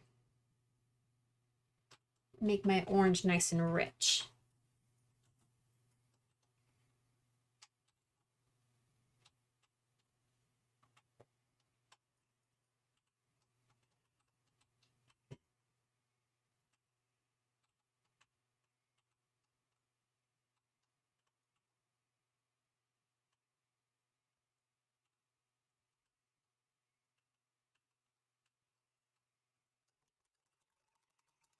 I am really loving how this is coming out. I was feeling kind of iffy about it, but I am so happy with how this is coming out. All right, I'm going to let that sit for a minute. And I'm going to kind of grab a little bit of my blue. And since I'm using so little of it, I'm not even going to take it out of the tube. I'm just going to use the cap. Since I just need to add a little bit of blue to the eyes.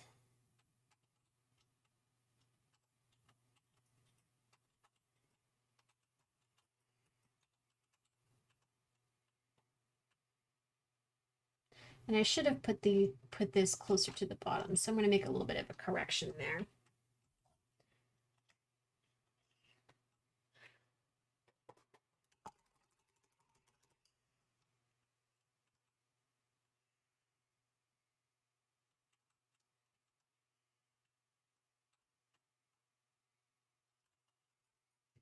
I'll touch that more up a little bit later.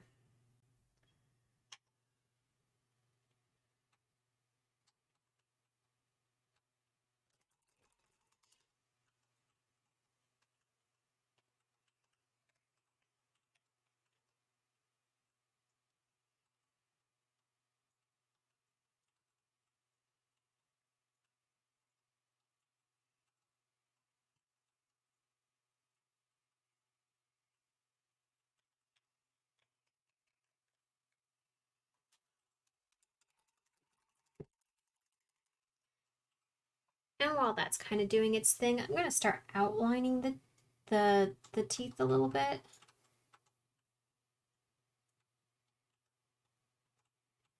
Because they kind of have this black bit that goes around and then comes up a little bit. So we're going to see lines that come up from the teeth.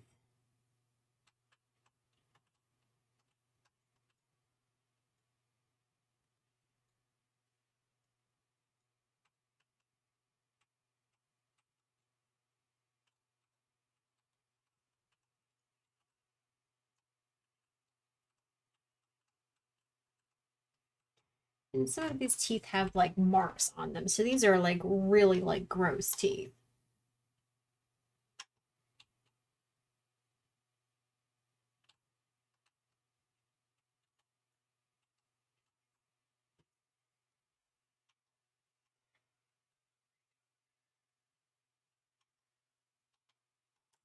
There we go. So it kind of got his dirty, nasty teeth in there. And we're gonna do a little bit kind of over here with his chin.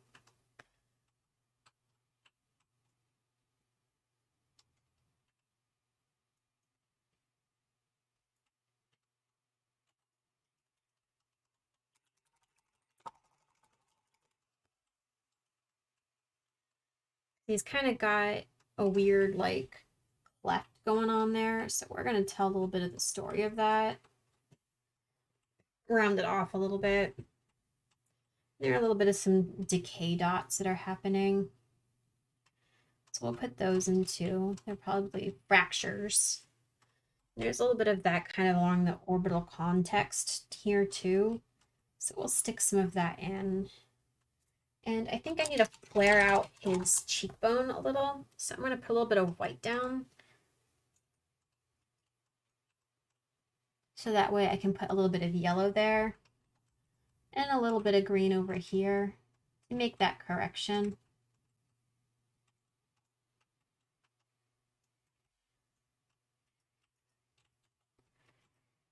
Oh, it would help if they were level. We want them level.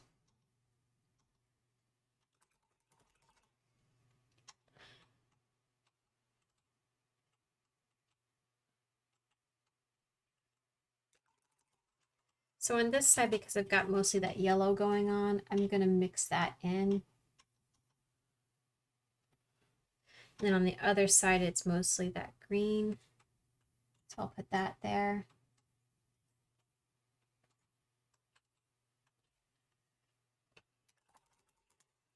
And it looks like I need to add a little more there. There we go.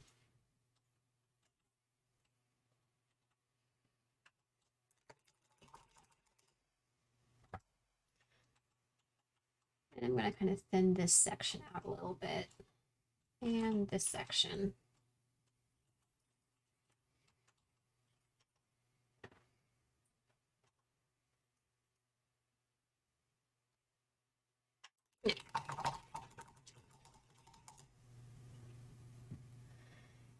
And for around kind of his face, it has a little bit of like orbital texture. So we're going to tell a little bit of the story of that.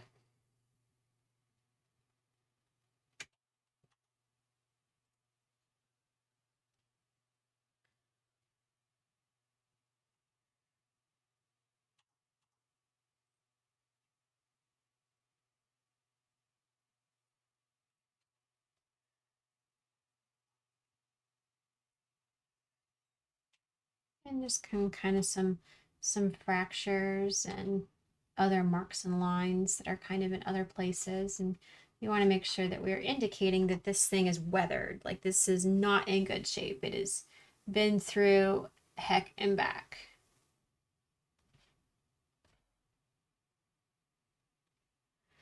And I'm actually going to add a little bit of white in there too.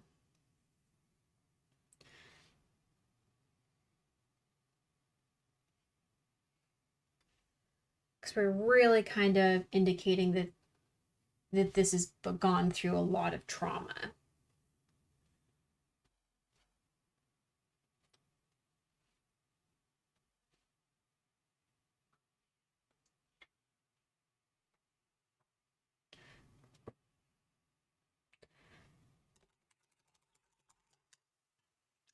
And we'll do a little bit with our dark green as well.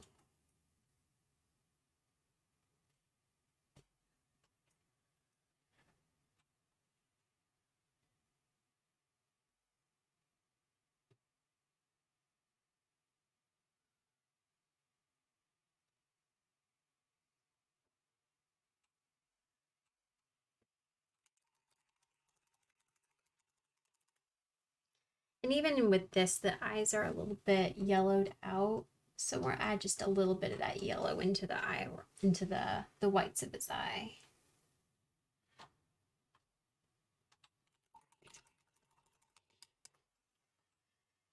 And we don't want to forget that there's got a little bit of a teeth there, and it's just a little shadow. So we'll put it like that. And we'll start kind of thinking about the shape of that. And it's sort of kind of got a speckled bit. And I'll probably go in and add some yellow in there too. Actually, I think I'll do that first before I go any further. I'm kind of wanting to add some yellow down here on the bottom.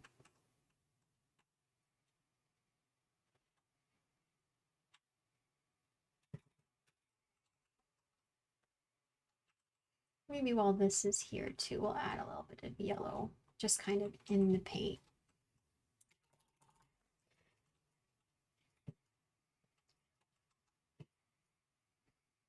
And I want to smooth this yellow out. It's a little too vibrant and a little too noticeable. I need it to be a little more subtle.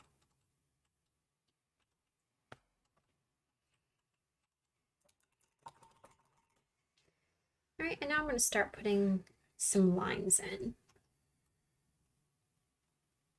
Because it looks like it would have straight lines of sorts on its underbelly. And then more of a spotted kind of deal on its upper body.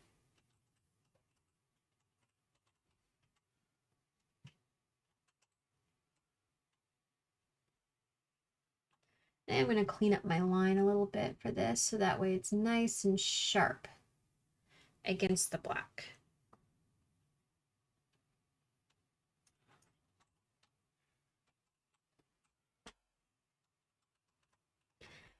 And we've got kind of a continuation of the same kind of pattern down here, but it's showing this side as being the side that's got the stripes. So I'm gonna add a little bit more yellow on that side while it's still a little bit wet. And put a little more of my orange back on this upper part.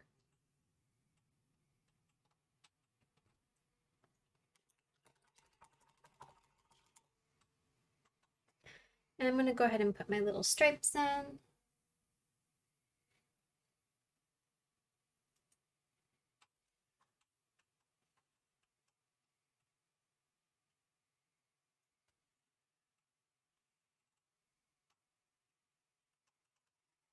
And then the little spots.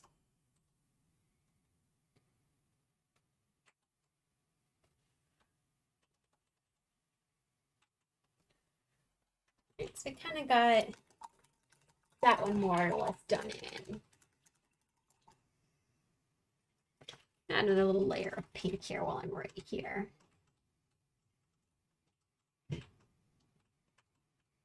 I'm going to touch up the lines on the teeth, make them nice and sharp.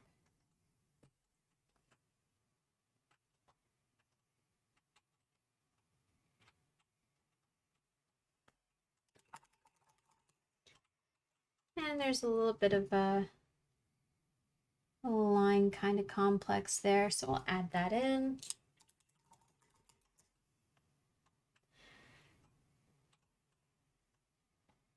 And we do kind of see where the sword comes out a little bit, so I will use a little bit of a ruler just to help me balance where the line should come off on the other side.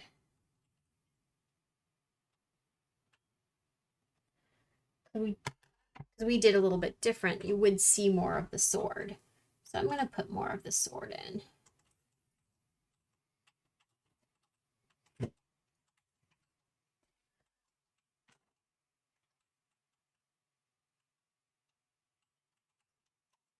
Part of this will probably be covered by the fretboard, but I do want it to be in here in case it's not all covered. So that way it makes sense, because at that point you're wondering, well, what happened to the rest of the sword? And I want to be able to say, there it is. And same for the other side. Just kind of a quick guideline for where it would meet at on the other side.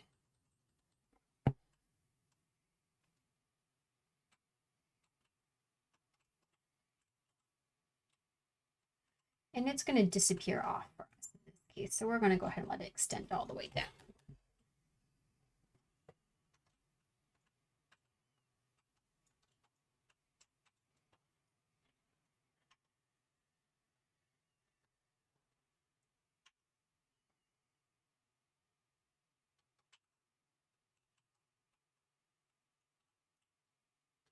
And this is a classic example of me taking a reference image and bending it to what I want. Sometimes it's not about following a reference image exactly, unless that's what you're being commissioned to do. Sometimes it's more about doing what you think looks good and feels right.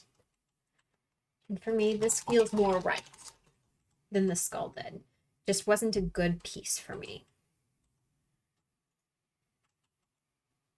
I wanted the vibe of it there.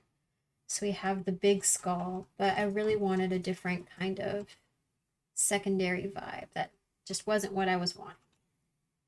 And if you want to draw it in that way for you, that's totally cool. You do you. And I'm going to kind of clean up some of this because it got a little crazy with the black. So I'm just going to clean it up just a tiny bit and add a little layer of distress.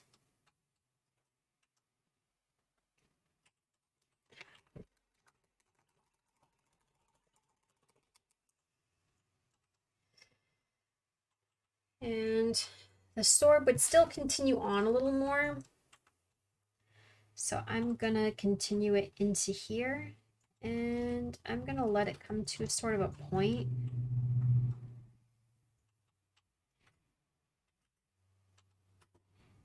Like how it would be like naturally starting to turn into a point there.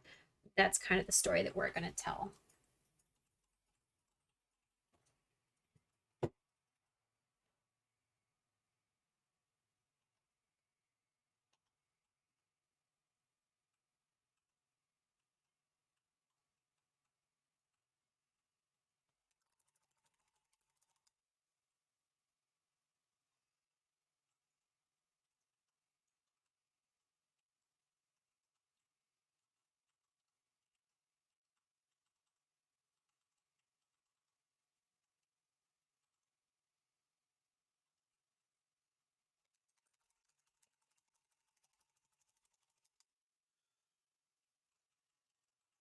Okay. So the next thing to do would be to start kind of putting in this fire. And I'm not gonna lie, I'm a little nervous about this fire. So we're gonna take it slow. In fact, I'm gonna go ahead and do a little bit of my like little shade work first. I want to delay it. We're gonna tell about a little bit about the shininess of this. It's lacquered, so it's gonna have a little bit of shine.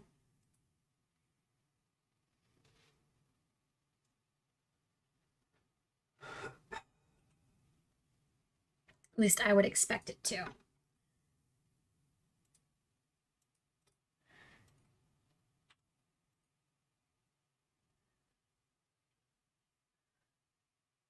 So we're just going to tell a little bit about the story of that by adding a little bit of white lineage at the edges. That's where the light would refract at.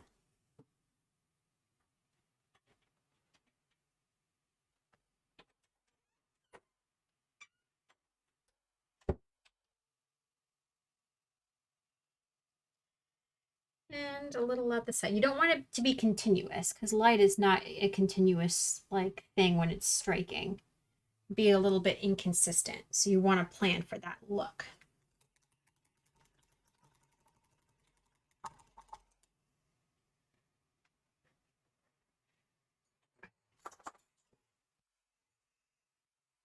All right, and now we're going to kind of start thinking about where we want our fire to go. And because it's coming off of a black area, I'm going to have to put a base of white in first. So I'm going to chalk it a little bit, just kind of where I want it to go. And we have a little bit of a wispy bit that's going to, oh, I'm sorry. I did not mean to make it go out of focus. Sorry. And a little bit kind of here. It's going to come up a little bit high.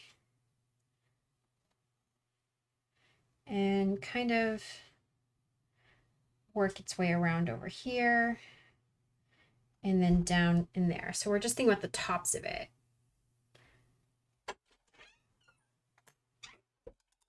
What do you think so far? Looking good. Even though I took some artistic liberties with it?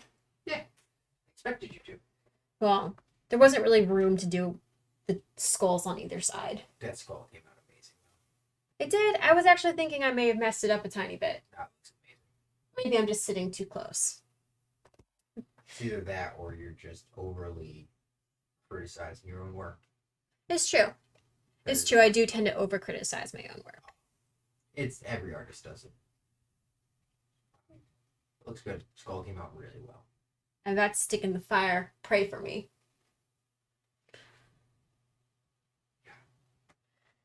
Okay, so I'm gonna start kind of putting with my detail brush in where I'm thinking my fire is gonna go.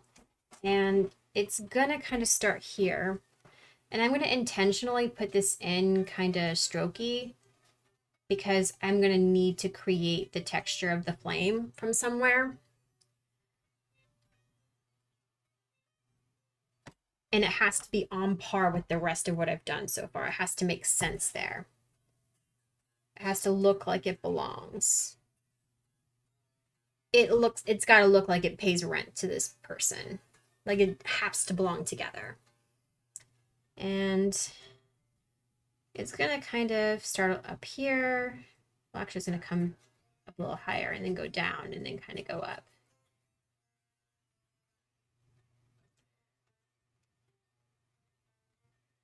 And we're going to follow it around. And we're going to continue to kind of just little dashes. We're not trying to be overly think too much about it. We're just going to put the paint down and move on. Like this is we're not meant to think too hard about this. We're just trying to get where the fire is going to belong.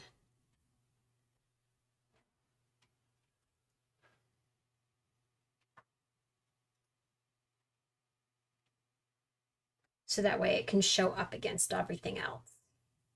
And with it being a warm color, it will help balance out this green from a visual standpoint.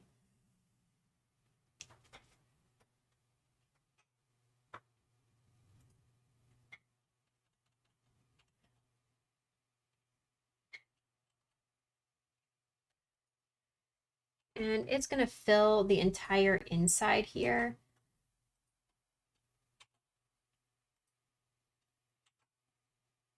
So you want to make sure that if you put in the sword there like I did, that you leave room and directionality for your flame.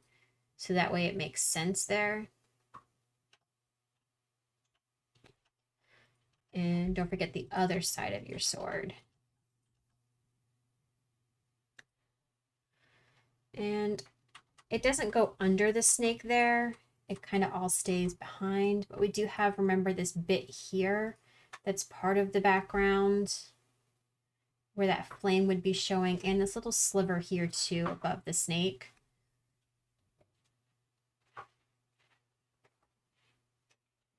And I'm going to have the flame dance a little bit there.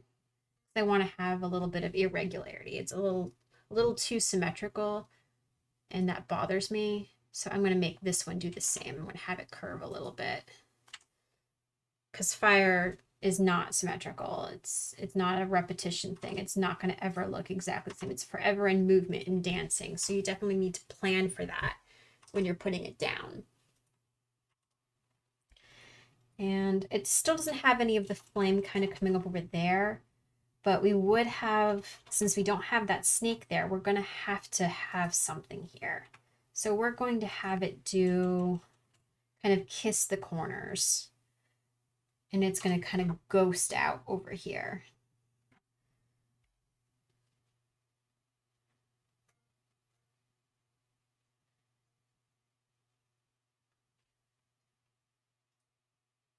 So that's what we're going to say it's going to do. I'm going to eliminate part of my chalk line there.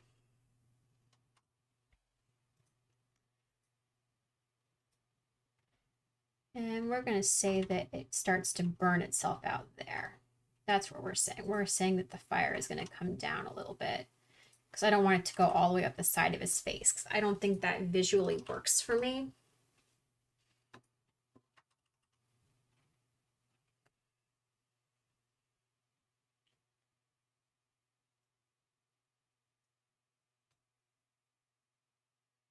And we're going to go around the cleft here.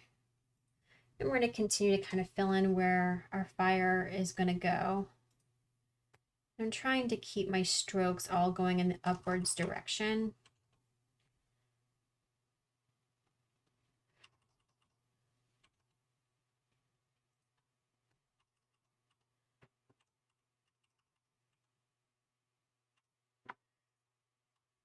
And now that I've got it up there, I feel like I'm going to have to go up. It's going to have to come all the way up here. As much as I did not want it to, it's going to have to. It doesn't look right to stop there. So it's going to go up. In fact, we're going to make a case study for this. We're going to come up a little higher here too.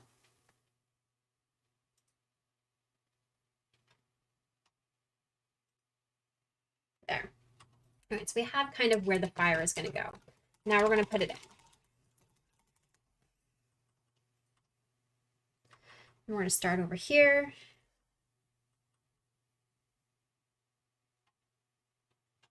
And we'll dull it down a little bit after we kind of put this color in. But for now, we'll live our best vibrant life.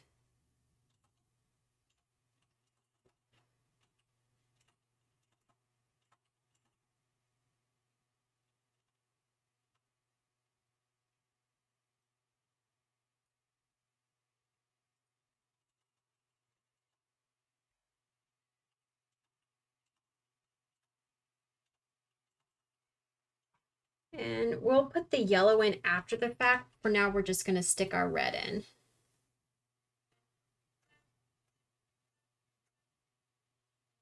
And red isn't a very opaque color. If I had tried to stick the red over the black directly, you would not have seen it. It would have came out looking sort of brown instead of truly red or vibrant, which is not what we want. Not for this piece anyway.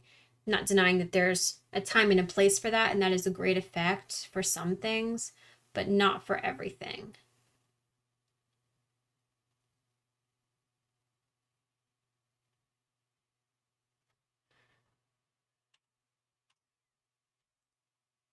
And after you get your color in, you'll want to fix your directionality of your brush strokes.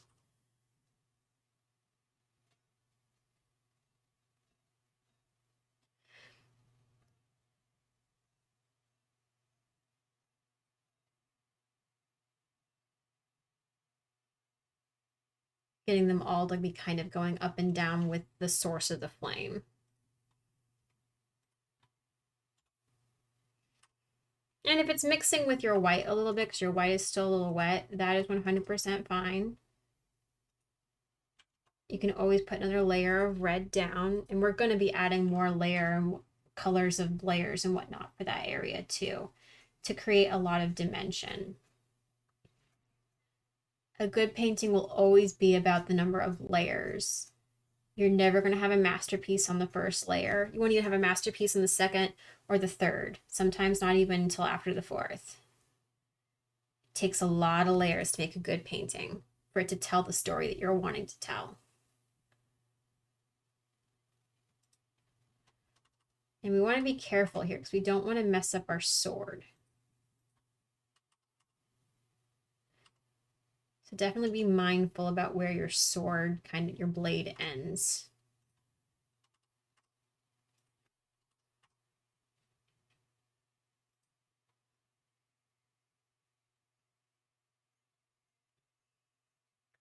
We definitely want to keep that intact.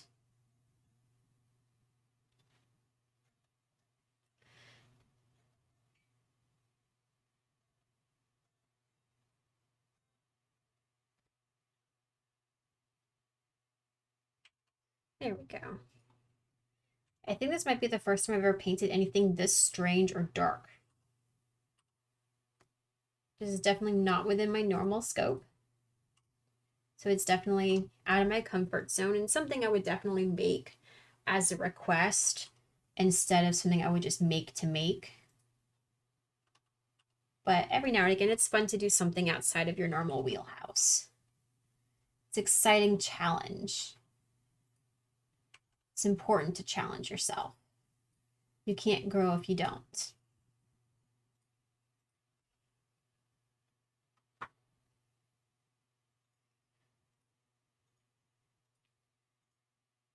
I had an issue midstream where it was saying it was stopped recording. So I might, when I upload this to YouTube, I might have to upload it as 2 videos, or I might have to try and find a way to stitch them together.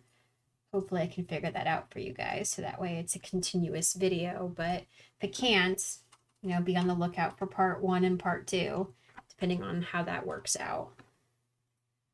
And I'll make sure I put it in the description.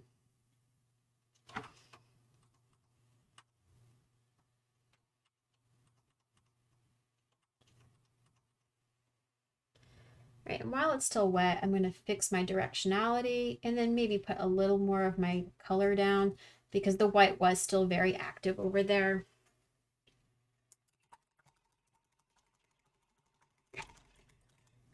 And I'm going to mute my mic for a second while I dry this off.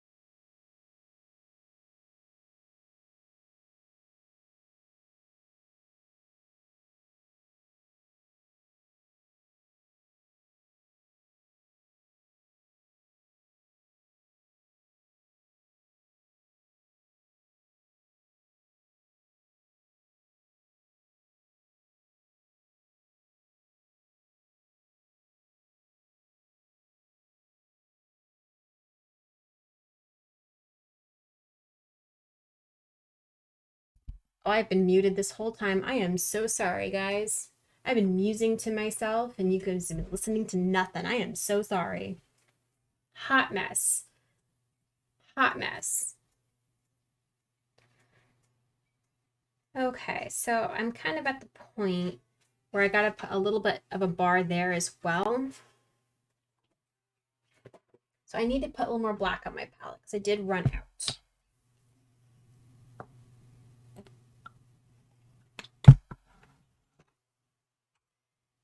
Because I gotta have another little piece that goes here for where those strings would attach again. And it looks like it comes to down around the same kind of spaces there.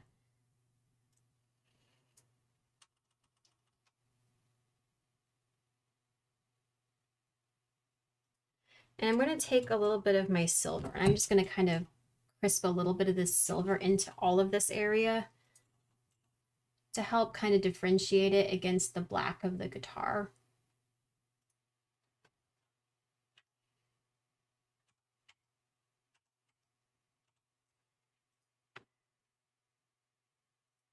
And I think this part comes up a little higher there and kind of comes down. So that's kind of the story we're telling with that.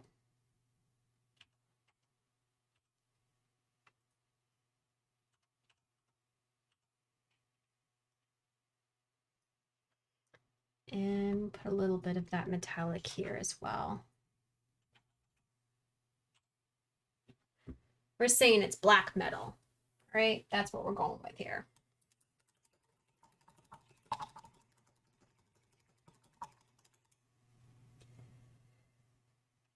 All right, and now we're going to start kind of detailing this a little bit. So this part should be differentiated from that part a little bit. So we'll put a little more black over here, right where that line is, just so that kind of tells more of that story. And we'll put a little bit on this side too.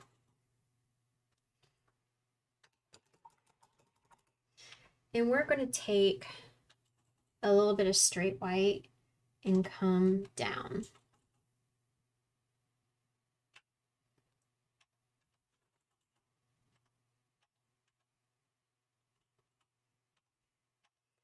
And then we're going to put, I'm going to turn it so that way this part is a little bit easier for me.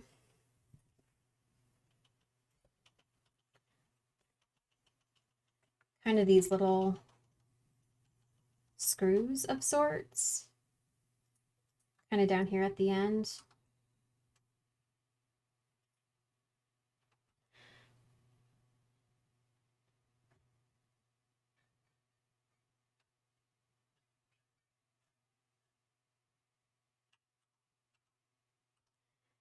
And there's 6 of them. I'll try and get all 6 in there. I'm guessing this is a 6-string guitar based on the fact there are 6 screws here. So I got kind of that going on. And then we've kind of got, I'm going to dry my painting because I need to put in lines and I don't want to stick my ruler down on wet paint.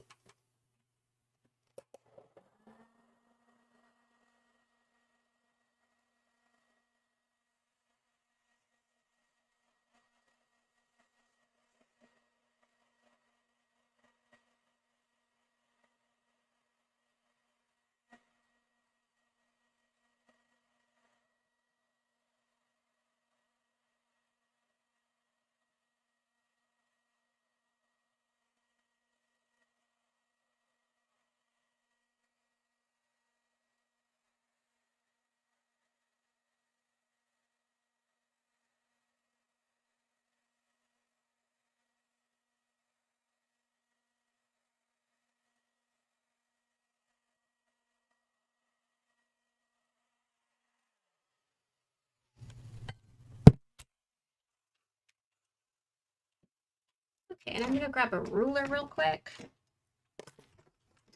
to help me with this next part. And I'm gonna need a string to come up off of each of these little nuts.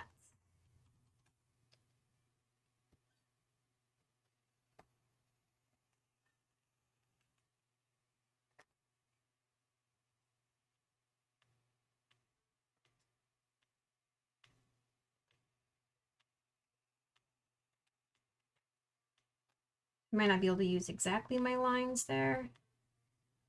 They've already gone a little off kilter. We will do our best.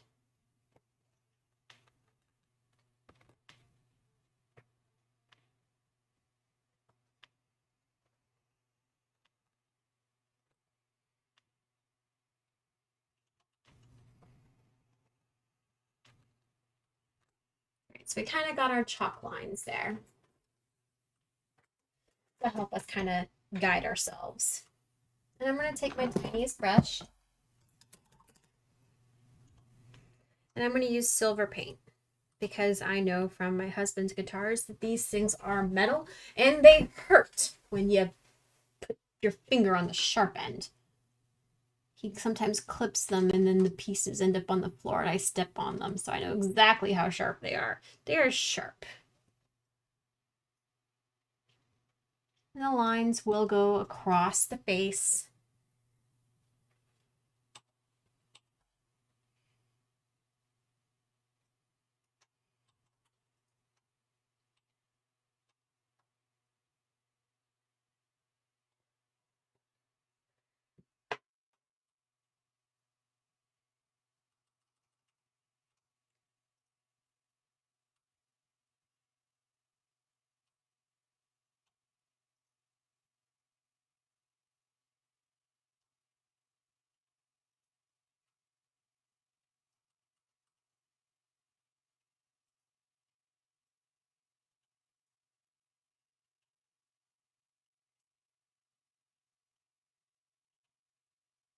Okay, and we're just still just kind of putting in our lines here for our strings.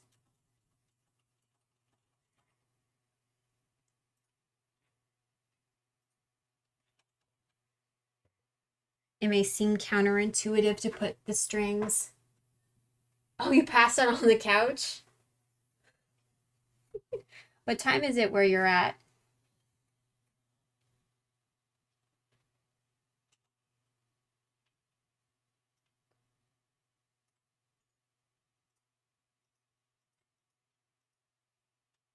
"6:36? All right, so you're 2 hours behind me.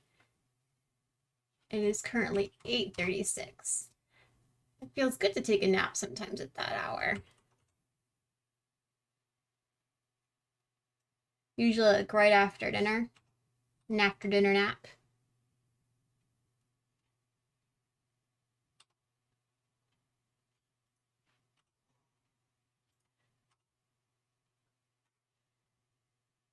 You caught up at the end. We're almost done. I'm gonna just about ready to sign my name on it when I'm done putting in the strings. Out of curiosity, do you happen to know why they call the whammy bar a whammy bar? I still really want to know. It's such a fun name, but it makes no sense.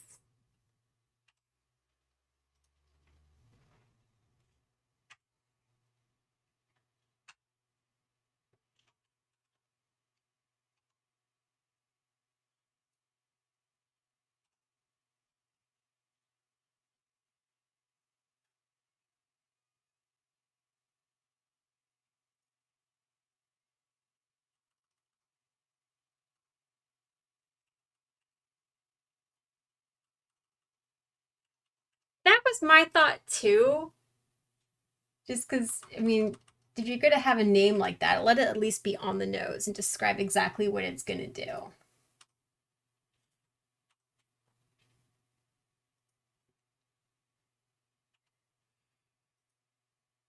I wonder how many like seamstresses like find a way to change the pedals for guitars to be like pedals for sewing.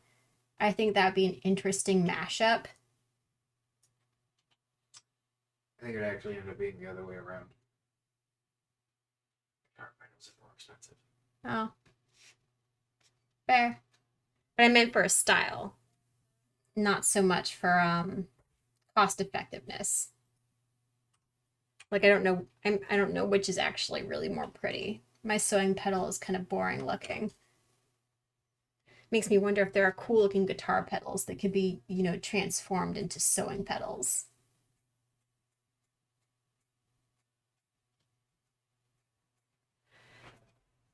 Okay, now I'm going to get the top of my painting up here.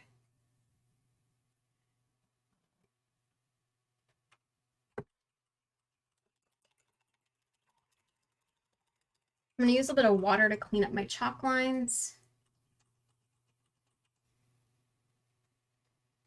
from where I chalked in my lines. So the glories of using chalk is that it comes up with a little bit of water. Just being kind of careful to not touch my paint. Just so I can kind of see if I'm happy with how it's going or if I need to make any alterations anywhere.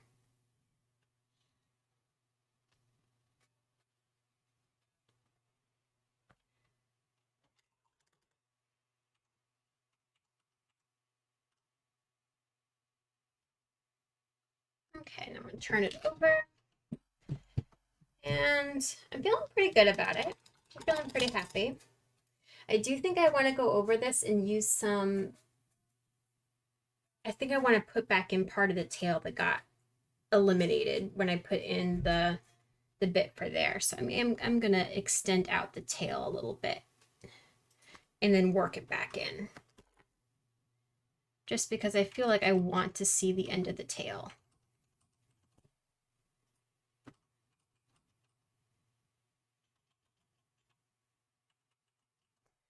So I'm going to put that part down and then my light green.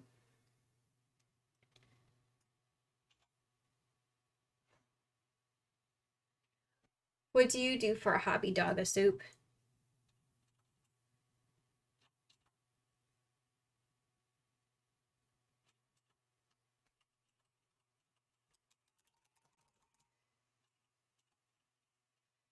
And it had kind of a dark center. So I'm going to go ahead and put a little bit of my dark green back in. And I'm going to take a little bit of black paint and work back in my triangles and my little X's that were in the center. Just so that way the tail is still peeking out. And I'm going to take some Technicolor paint. But give me just a second. I got to find it again.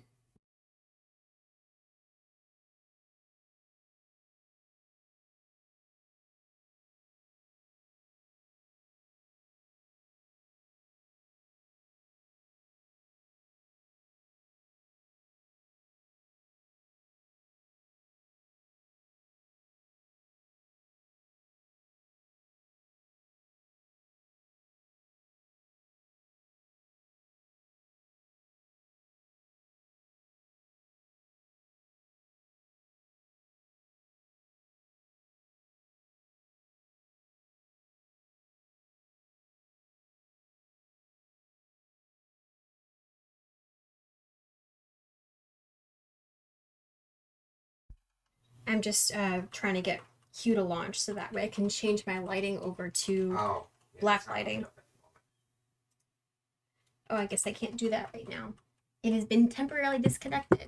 So I'm going to have to try and guess how this is going to look without the actual black lighting. So I'm going to kind of fudge it a little bit. Normally I would switch my lighting over so it's easier to see. But since that's not an available option, we'll do our best without. So I'm going to take, it's just standard neon. And because this color is really thin, it's not going to change my overall painting very much as long as I stick it where I already had those colors. But when I put it under black lighting later, when it's connected again, I'll be able to see a bunch of fun like extra colors and layers, and it kind of makes the whole thing a little more exciting. It'll add maybe a little bit of dimension in standard lighting, but I really love how it looks under black light.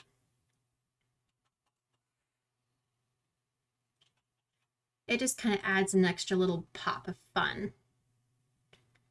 And because it's mostly transparent, I can kind of stick it over the areas I've already done, and it will just add a little bit of visible texture, but it won't change the color so very much.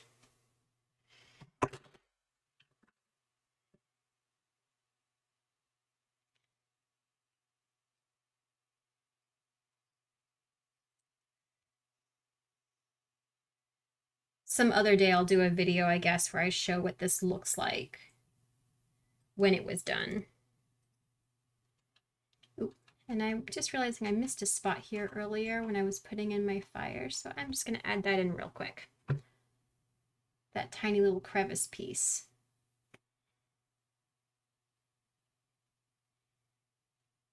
There we go.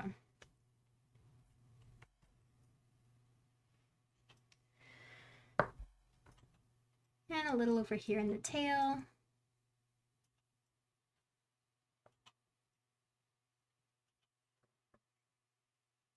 And I'll put a little over here in this face.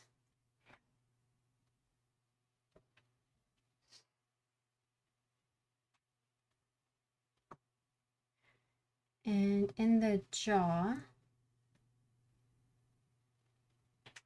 we're just kind of highlighting so that way if it ever catches UV light, it will have that extra layer of vividness. And we're going to do this with the yellow as well. We'll put it on the eye and on the teeth.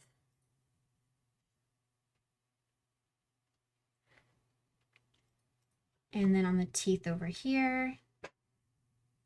And on the skull.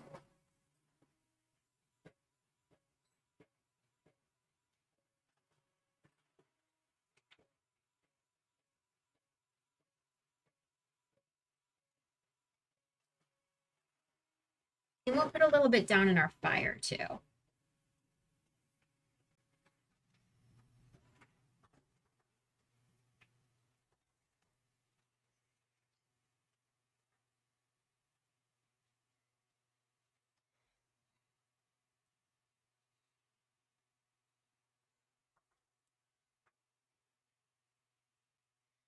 And I'm going to put a little on his teeth too, where they're kind of visible behind the strings. There.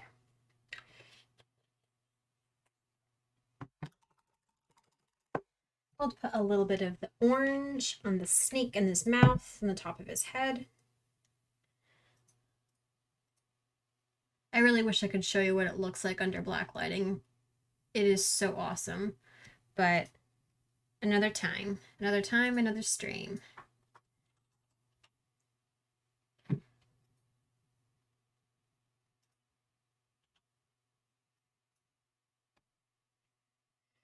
And let's go ahead and stick a little bit of the orange in the fire too. Why not? It can't hurt.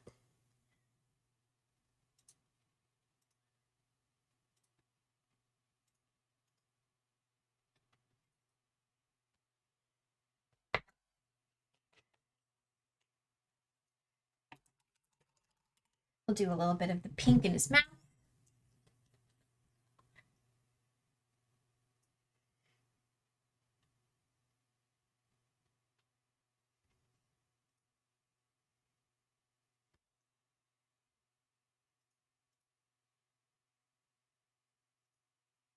And I'm also going to do it over kind of where the cavern part of his mouth is black, just because it would be, you know, still part of his mouth,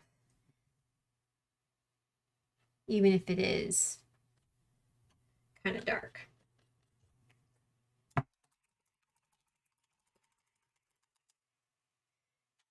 And with that, I'm trying to decide if I want to stick any of the neon in the background or not. I'm thinking I should. So I will. I'll take my 1-inch brush. And I'll put a little bit of the neon actually on my palette. And I'll brush a little bit in. in a couple of different places.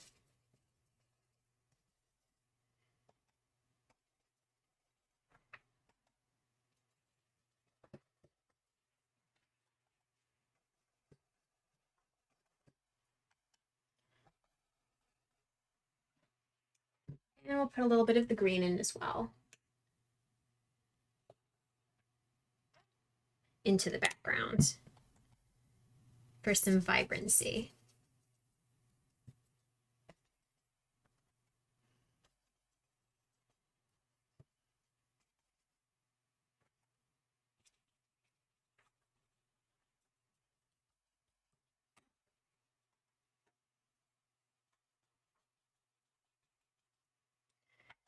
And then down over here as well. And we don't want to forget our sides and our tops.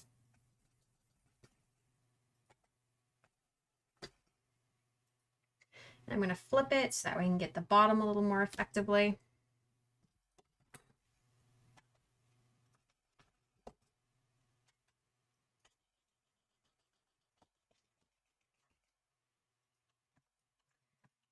And I think we're done. So all that's left to do is to sign. Oh no, I didn't actually put the whammy bar in. I got all the talking about it and then never put the dang thing in. Let me go ahead and fix that real quick. All right, so it's sort of a line that comes from here. And it kind of goes there and then extends across this area. Visual representation for you. I have a visual representation right here. Bigger, easier to see. No, it's not. I can't actually see it at all in this lighting. Go. It's okay. Right, and I'm going to thicken up the line a little bit here. I'm trying really hard not to rest my hand anywhere on the canvas. And since I'm struggling with that, I'm going to change the angle so that I can rest my elbow down on the table to sort of anchor my hand.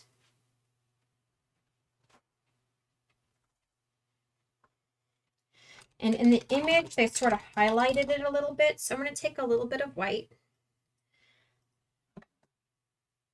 and just kind of drag it across the top a little bit.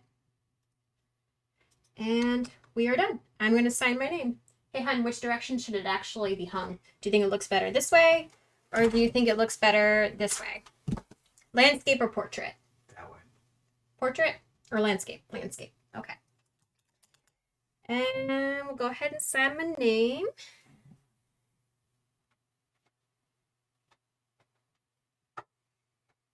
All right. And we are done. I hope you enjoyed this hanging out with me today. And subscribe to the channel and you'll be able to see more of my videos. Have a great night or great morning, depending on where you're from. Bye.